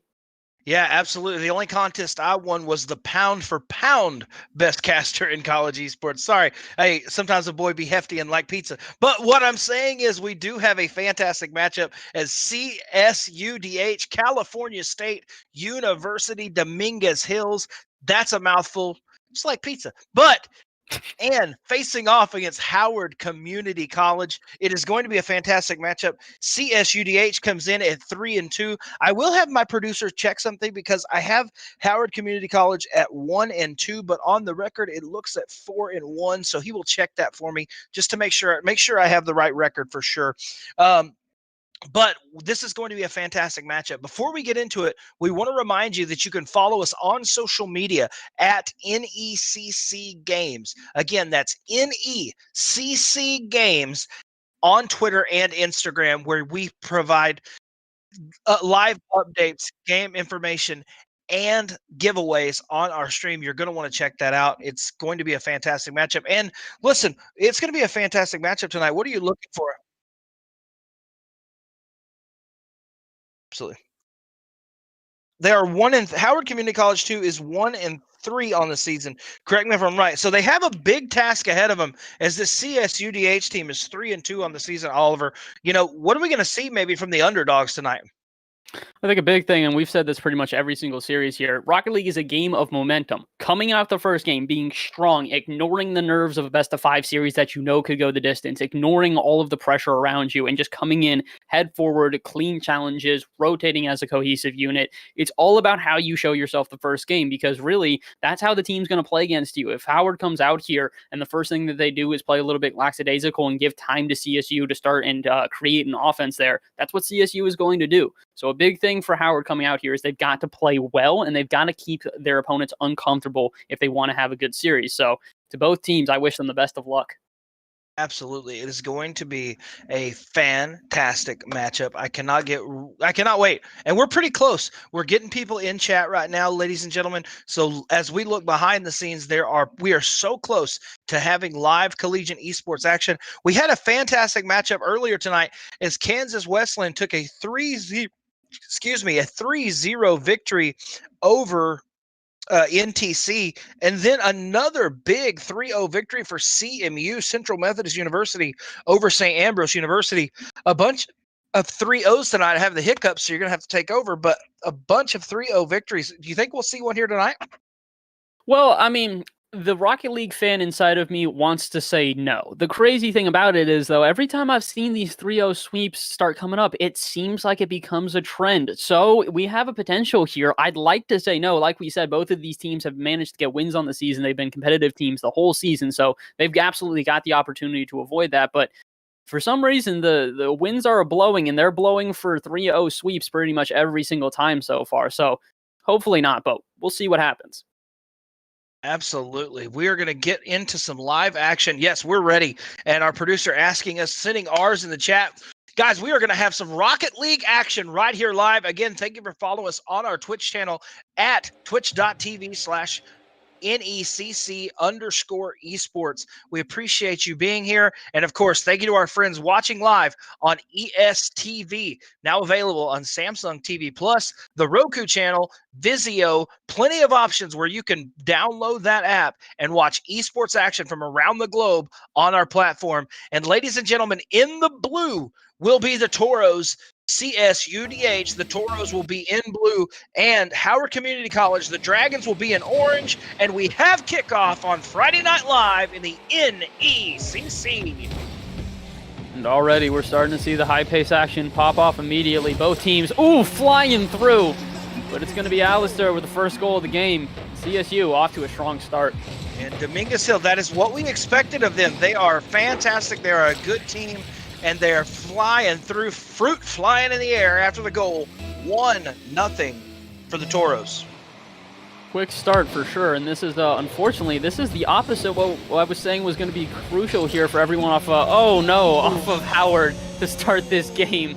2 goals now down within 15 seconds, and this is the last place you want to be if you're Howard Community College. And what a move right there, but let's call that, are we going to call that Alistair? All-Star? What are we going to call that? But fantastic goal. I mean, single play, gets up in the air off the kickoff and makes a massive play. It could be another opportunity right here. And they're already on their defensive heel pretty much this entire game. You see the hesitation coming out there, and that's going to kill them the rest of the series if that continues here. You got to play as a cohesive unit. We've mentioned it many times here today, and I'm going to continue to sing the praises of teams that do so. So right now, it's really not necessarily looking like there's a lot of momentum going towards everyone off HCC, but there's plenty of time left in this game. The crazy part is 2 goals were scored within the first 30 seconds, so there really is a lot of back and forth that's going to happen throughout this series and plenty of time to do so. Absolutely. The ball played to the end. Maybe an opportunity here, but again, a little bit of overcommit. Looks like Navy is back there, but here's a shot on goal. It's not followed up, but right now, if you're HCC, you've got to get this ball out of your own end. You got to be quick with the ball is the biggest thing about it, is making sure that you have these exact touches. Right now, the rotations as well as the touches just looked a little bit panicked. It doesn't look like both teams really have the precise touches that they're looking for. I think CSU has managed to do it a little bit more, but for HCC, for sure, they definitely have not had the touches that they're looking for. It's more or less, can we touch the ball? Can we try and, break up the momentum of the other team? But in doing so, it just shows the panic that's happening on your defense here. CSU taking full advantage of it. Oh, maybe not. A little bit of a mix-up in the corner. What happened there?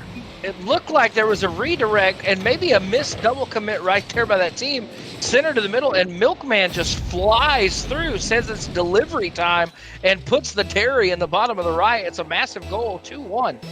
That's huge for the momentum. The minute that I'm mentioning how much I think that CSU had a solid defense, now you're starting to see some panic out of them. The double commit in the corner after a little bit of hesitation off of Alistair. And you got to wonder what's going to happen the rest of this game if both teams start to just panic throughout it. I mentioned how much confidence is a huge part of this game, and it's really looking like it's going to be a huge part of this series overall.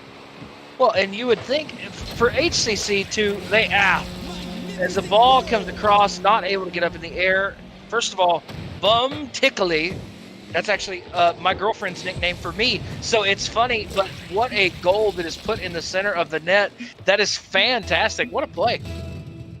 Not bad out of them. Unfortunately, it was a little bit of a mistouch off of, I believe it was MZ for everyone off of Howard. But regardless, they've still got time in this game. Again, the small mistouches and the small misplays are probably going to become far and few throughout this series. Ooh, and a nice fake out from Navy to get in his first shot of the game. Watch this back and notice how he hesitates on shooting this down initially. Waits for Alistair to drop low, and then he shoots it. Nice shot out of Navy for sure. And how about the Dragons here? The Dragons here, this would be one of the biggest upsets in NECC history so far. And right now, they're playing. This is a 3-2 game, and they've scored really well. You also have to remember that technically this is, I was going to say 2-1 in shots after the first 2 coming through, but now it's 2-2. So a little bit back to where the first 30 seconds do count now. Man, and you know what? You just hate to see it. What a play right there, but just so many opportunities. And again, you're playing. Let's see how this plays out, but I'll ask you a question here shortly. But let's see how this ball plays out as it's in their end. Here's a shot on goal! Another goal! Now, listen, Oliver, they have a chance to tie this. There are mistakes being made by this Toros team. They have to continue to capitalize and not give an easy goal. They give up an easy goal after every time they score. This is the most game 1 of a best-of-5 series I've seen probably so far in the NECC. Both teams don't necessarily look like they're playing at their top performance. I believe both of them absolutely can play to a higher level than this. Right now, it just looks like, both teams are a little bit nervous here in the first game as Milkman takes a light shot on net, but that's sort of what I mean. If you get into the second or third game, the same shot comes out, but it's a banger of a shot instead. Same with that one right there from Milkman. I mean, this is just going to be a series that I can feel it's going to go pretty far into it, and it's going to take both teams getting adjusted to how they play before we really see the full potential of either squad.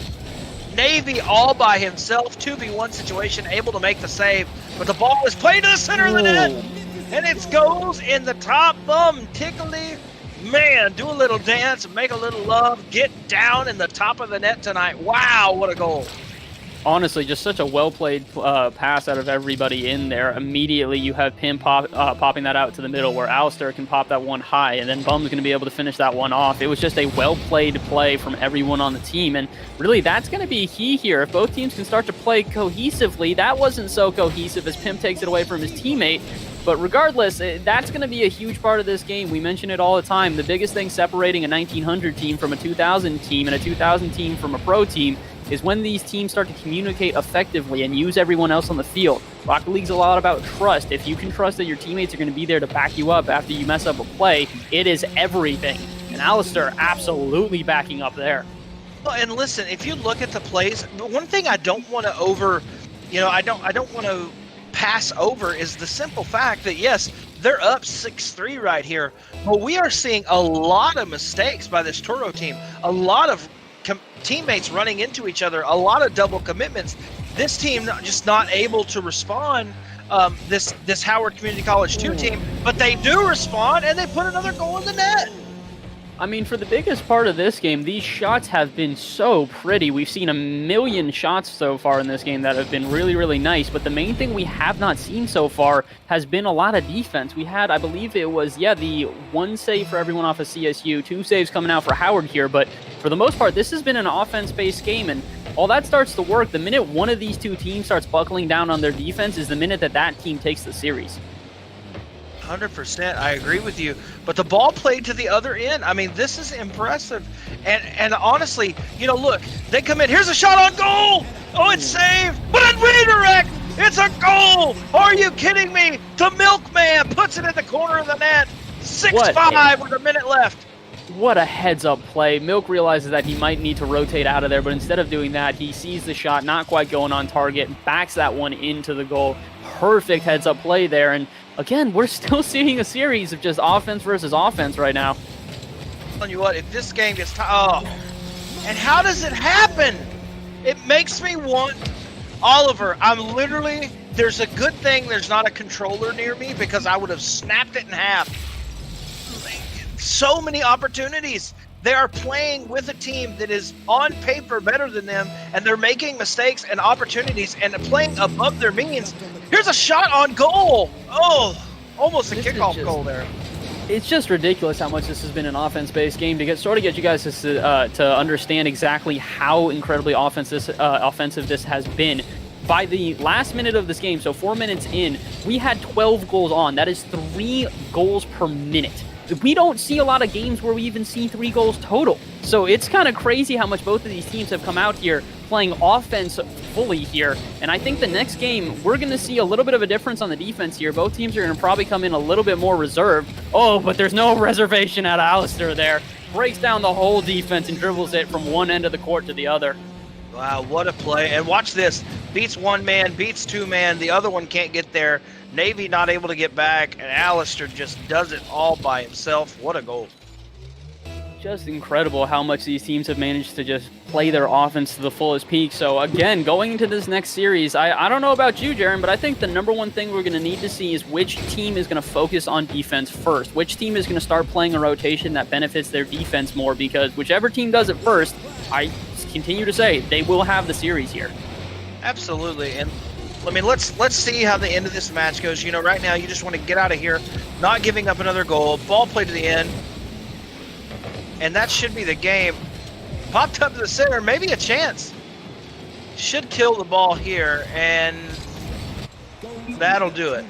And listen, that's a 1-goal advantage. But one of the things that I want to talk about here in this break before we get into the next game,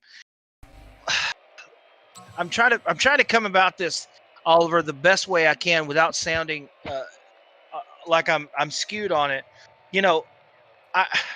Howard Community College, this team too, they come in here, that let's just be realistic. You know that you're coming into a match where you're playing a team 1. You're not on paper supposed to beat this team, right? They come in at 3-2, you come in at 1-3. You're not supposed to beat them. But they continue to make mistakes, and you are playing out of your mind, above your level. You score these goals, but Oliver, every chance they score a goal, they turn around and make a off the kickoff mistake and allow a goal. Maybe it's not right off the kickoff, but what can they do? Because I think they have a chance to make an upset here. I mean, I'll keep preaching it. Defense, defense, defense. Defense wins these games if you're able to have an effective offense to back it up. And that's a huge thing about what we're going to see here, is whether or not these teams, like we had seen previously, can not only play a solid defense, but then transition that into a solid offense. Both teams came out of that game with about the same amount of shots and about the same amount of saves, but the big thing about it was who was making the most of their opportunities. So when you get off your own half, when you make a save and then get off your own half and transition that into a goal, you have to be effective every time here. And as we get underway off the kickoff for game 2 here, we got to see which team comes out the gate firing immediately. Because last game was extremely influential, and here I don't expect any less. Absolutely. And again, let's imagine if this Dragons team could have played a little more defense, this game would have been a lot more close. And it's just some small mistakes. The triple commit here, they need to kind of rotate. They've already got me nervous here as this one just flies around the pitch into the corner. This is definitely a very chaotic game, to put it simply. I think that both teams are starting to get a little bit more comfortable, but I would imagine by game 3 or 4 is really where we're going to see both of these teams start to pop off to the highest potential. Ooh, although Bumtickly going to do as much as he can here in this game. Game 2, he's going to show why he's got some offensive prowess as well. And the ball is, and it's just, it's an overcommit by the Dragons defense. They overcommit in the left corner of the net. They don't have to do that. One can stay back post. They don't do it, and it's a goal given up. Although I think we're about to have an even scoreline here, and that we will. MZ comes through with that one, and that was definitely not what they were expecting there. Another kickoff goal, though. You've mentioned it once. We'll mention it again. Kickoff goal is the name of the game here right now. Well, and there's just so many mistakes. One of these teams has to step up. And right now, I'm not rooting against anyone, but I would love to see this Dragons team, the heavy underdog, push this to a multiple game series. Oh, I'd love to see it. I think one of the biggest things here is going to be how this team really, I guess both teams here, respond after having a little bit of time to warm up and see the other team, because whichever team takes the victory here, whether or not, if this becomes a 2-0 series, you're at the potential of a sweep, and then it becomes a very nervous series for everybody off of Howard. However, if Howard take this one here, they've switched all momentum. And when you switch all momentum like that, it can really be influential in a series, especially when both teams are not necessarily performing to their top level. I definitely, like we both said, we know both of these teams have the capability. Right now, they just look like they're making small mistakes, and it's leading to bigger holes in their defense and offense. And MZ has to get back here because it's a 1-on-2 situation, but not able to play everyone on the ball. Milkman trying everything he can. Opportunity to the middle, it's a goal! What a shot! The Milkman is just better on that rotation. He takes it, look at him, jump, dive, dodge, dip, duck, dive, as a wise man once said, and puts it in the bottom of the net. 2-1, Howard Community College. Wow. And it looks like these teams are starting to break down. I don't know if you caught that on that initial shot. Bumtickly dived in and I believe it saved that goal against Howard Community. So right now, this is starting to break down for everyone off of CSU. And if you're Howard Community College, you're going ecstatic right now. You're seeing the players fight with each other in chat. Oh wait, maybe not. There goes all that momentum. Never mind. Bumtickly just proves why he is an essential part of this offense all over again. I mean, my gosh, I am, Oliver, I can't. You say something. You say something. It's just heartbreaking. It's unfortunate. We really, I think, as much as I'm trying to stay unbiased here in the booth, and I'd like to see, both teams play to their highest level, there's a little part of me that's wanting this to go to a game 3, 4, and 5. Or, well, I guess we're going to go to game 3 no matter what, but 4 and 5 is where I'd like to go. So I'm a little bit rooting for Howard right now, as they do seem like the heavy underdogs here. But it just, every time that they're able to make an advantage, CSU, DH just coming out immediately. Oh, wait, yes, speaking of which, coming out immediately with another great goal. These guys continue to impress. Their offense has just been so coordinated. Well, and you have to give it to Milkman. He is carrying this team right now and really took them and put them in it. But, I mean, but you have to give it to the Bulls. The Bulls the Toros, CSUDH, able to make some things happen. So let's just see if they can continue, because here's a massive shot.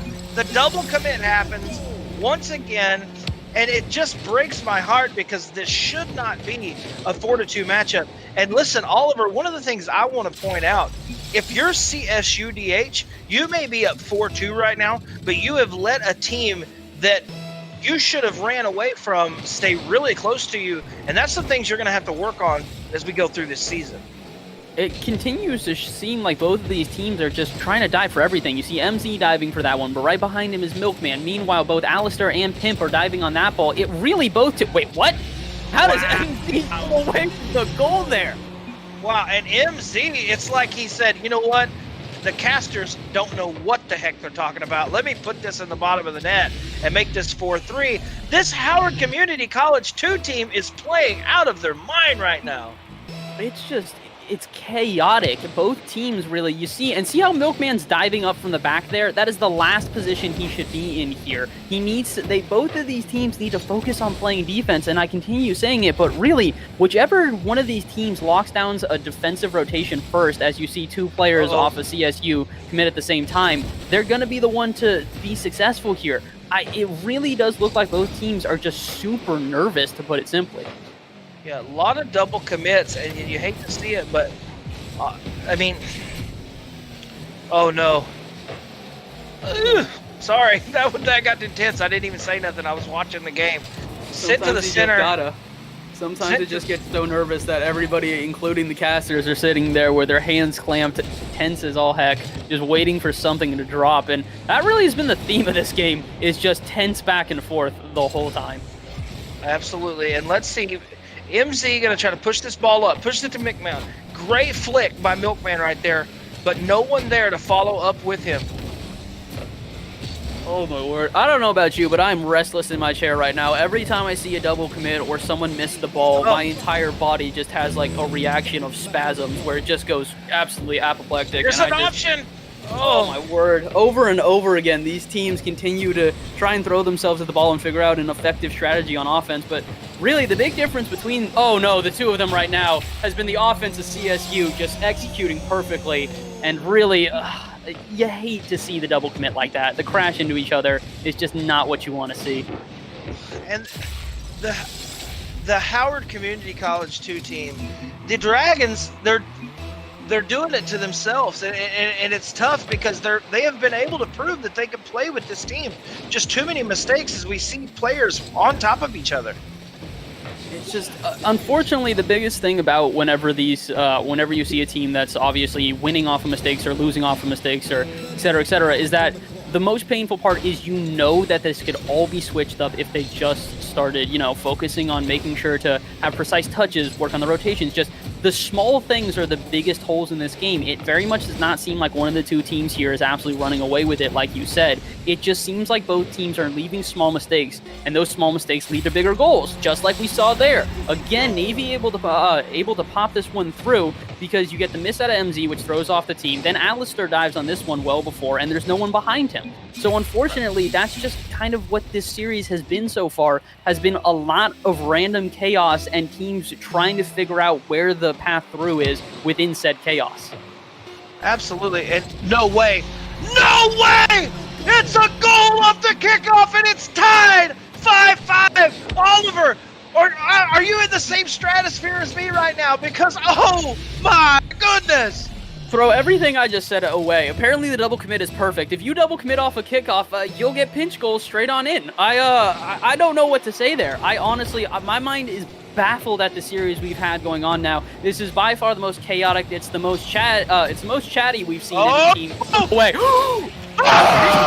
With no time on the clock, Alistair puts it in, and the Toros, California State Dominguez Hill, wins the second game with no time on the clock. This is the NECC. My goodness. I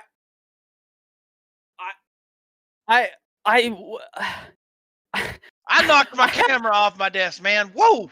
I got nothing. I don't know what to say there. Honestly, that is probably the most impressive goal we've seen all season for a number of reasons. For the fact that he was able to read the bounce off the post like that, get it in, and the fact that it was 0 seconds.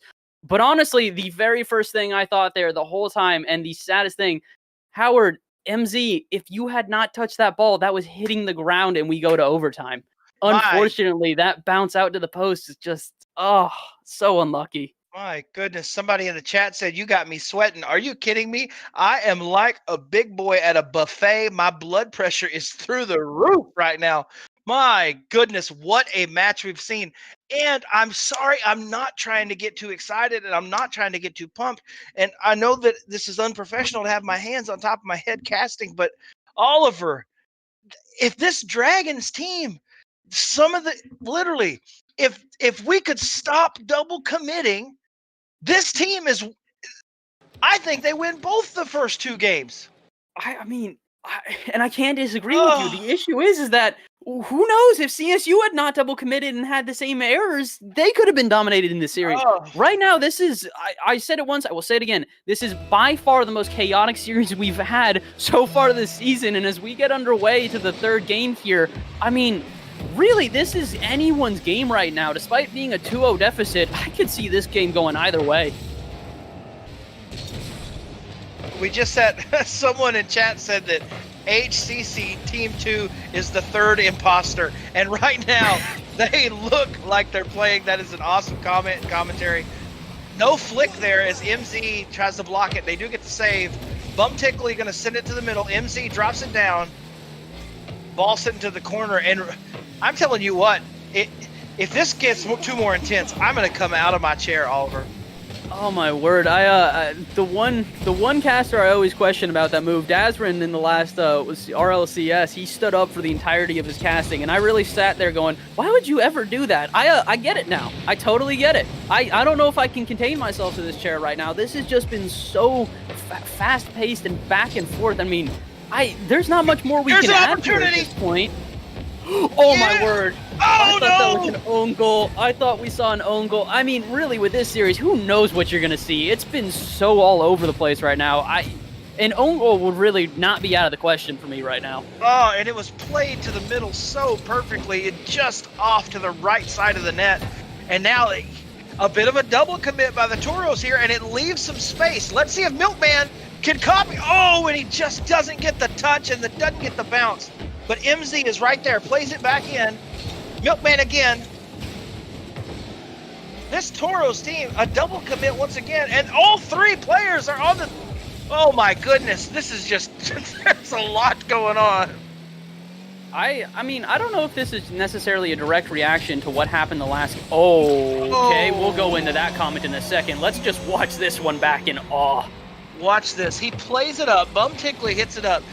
Maybe not going to win the 50-50, and it gets pushed down, and Alistair is right there, puts it, looks like a fruit ninja as he slices through the defense.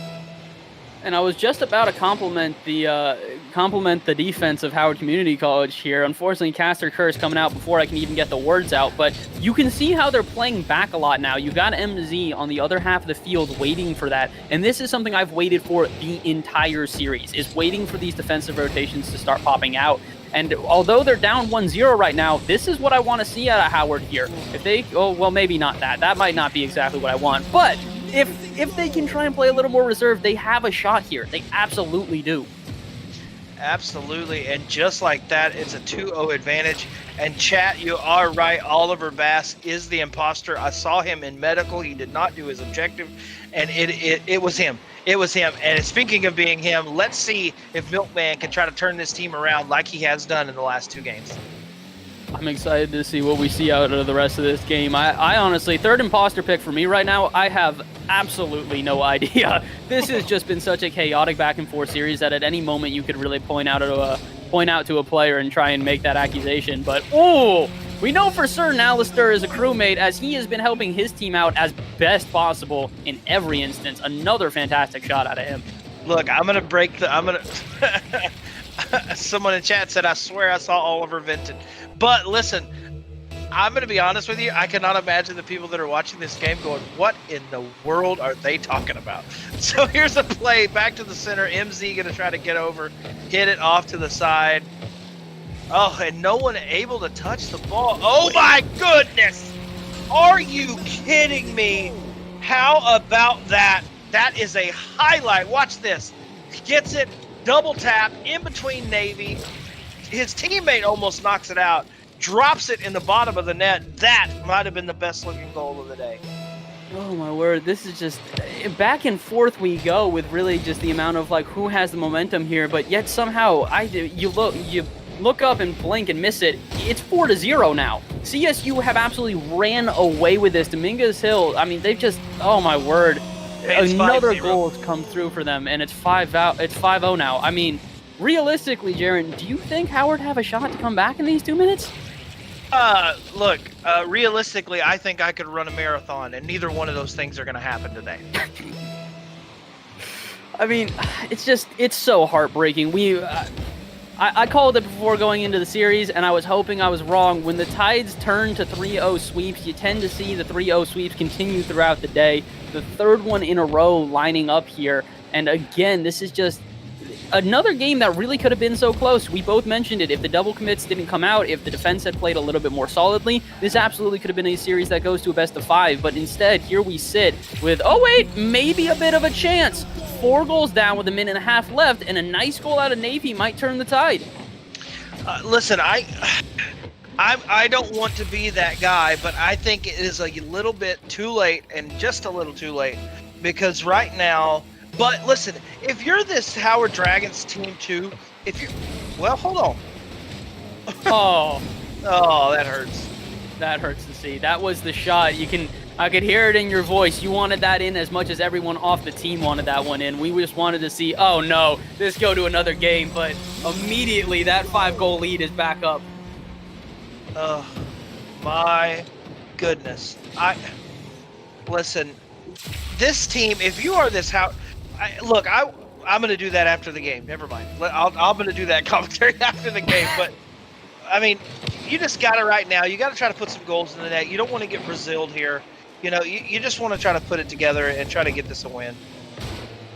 Yeah, it's this game, I mean, unfortunately, this is all but over, really. I mean, I'd like to say otherwise and say that they can score 5 goals within a minute, but that just doesn't seem to have the same firepower as the first game. If you had given me the team from the first game for Howard Community College here, I think they definitely would have had a shot, but unfortunately, the fire has kind of come out. These explosive goals we saw at the beginning of the series have transitioned into a bit of a more hesitant defense, but still that defense with the unfortunate amount of double commits they've had, they just have not been able to make it work at the perfect time. So 40 seconds now, another missed opportunity on goal, and I think this could be a goal for CSU if they do this right. Yes, it will be. Alistair? How did Alistair come away with a goal there? No, I don't know. Maybe a drop touch. Let's see it in the replay. Ball comes to the center. MZ tries to hide it off. Oh, just a bottom tire. Bum Tickley is not too tickled about the fact that goal was robbed from him. I can tell you that much right now. And the Brazil comes out. It's this is, I would say, a poetic way for CSU to end this. We mentioned how they were the favorites on paper. Before this, the series had been really close, but this game specifically, they have shown why they are the team to beat here and why they're a solid squad all around, even breaking the Brazil and going to a 7-goal lead at 8-1. I mean, this has been a heck of a performance the final game here for everyone off of CSU DH. It has been. And listen, it is what we thought they were, right? They showed up in this final game and played the way we assumed they would as they came into the game 3-2 in the season, but shot up in the air. I mean, look, this game all but over, but we have a lot to talk about, Oliver, in our post-game matchup for sure. Oh, absolutely. I mean, we've used this so many times here in this. We've used this so many times here. I would not even say just for the series, but overall, heartbreaking defeat here for Howard Community College. We would have loved to seen this go farther, but heartbreaking that they had to be eliminated at 3-0 here in a very tough final game. I want to give a big shout out to them because they absolutely made my job as having to edit a highlight reel of tonight's matchup. They made it really easy because this was fast-paced action.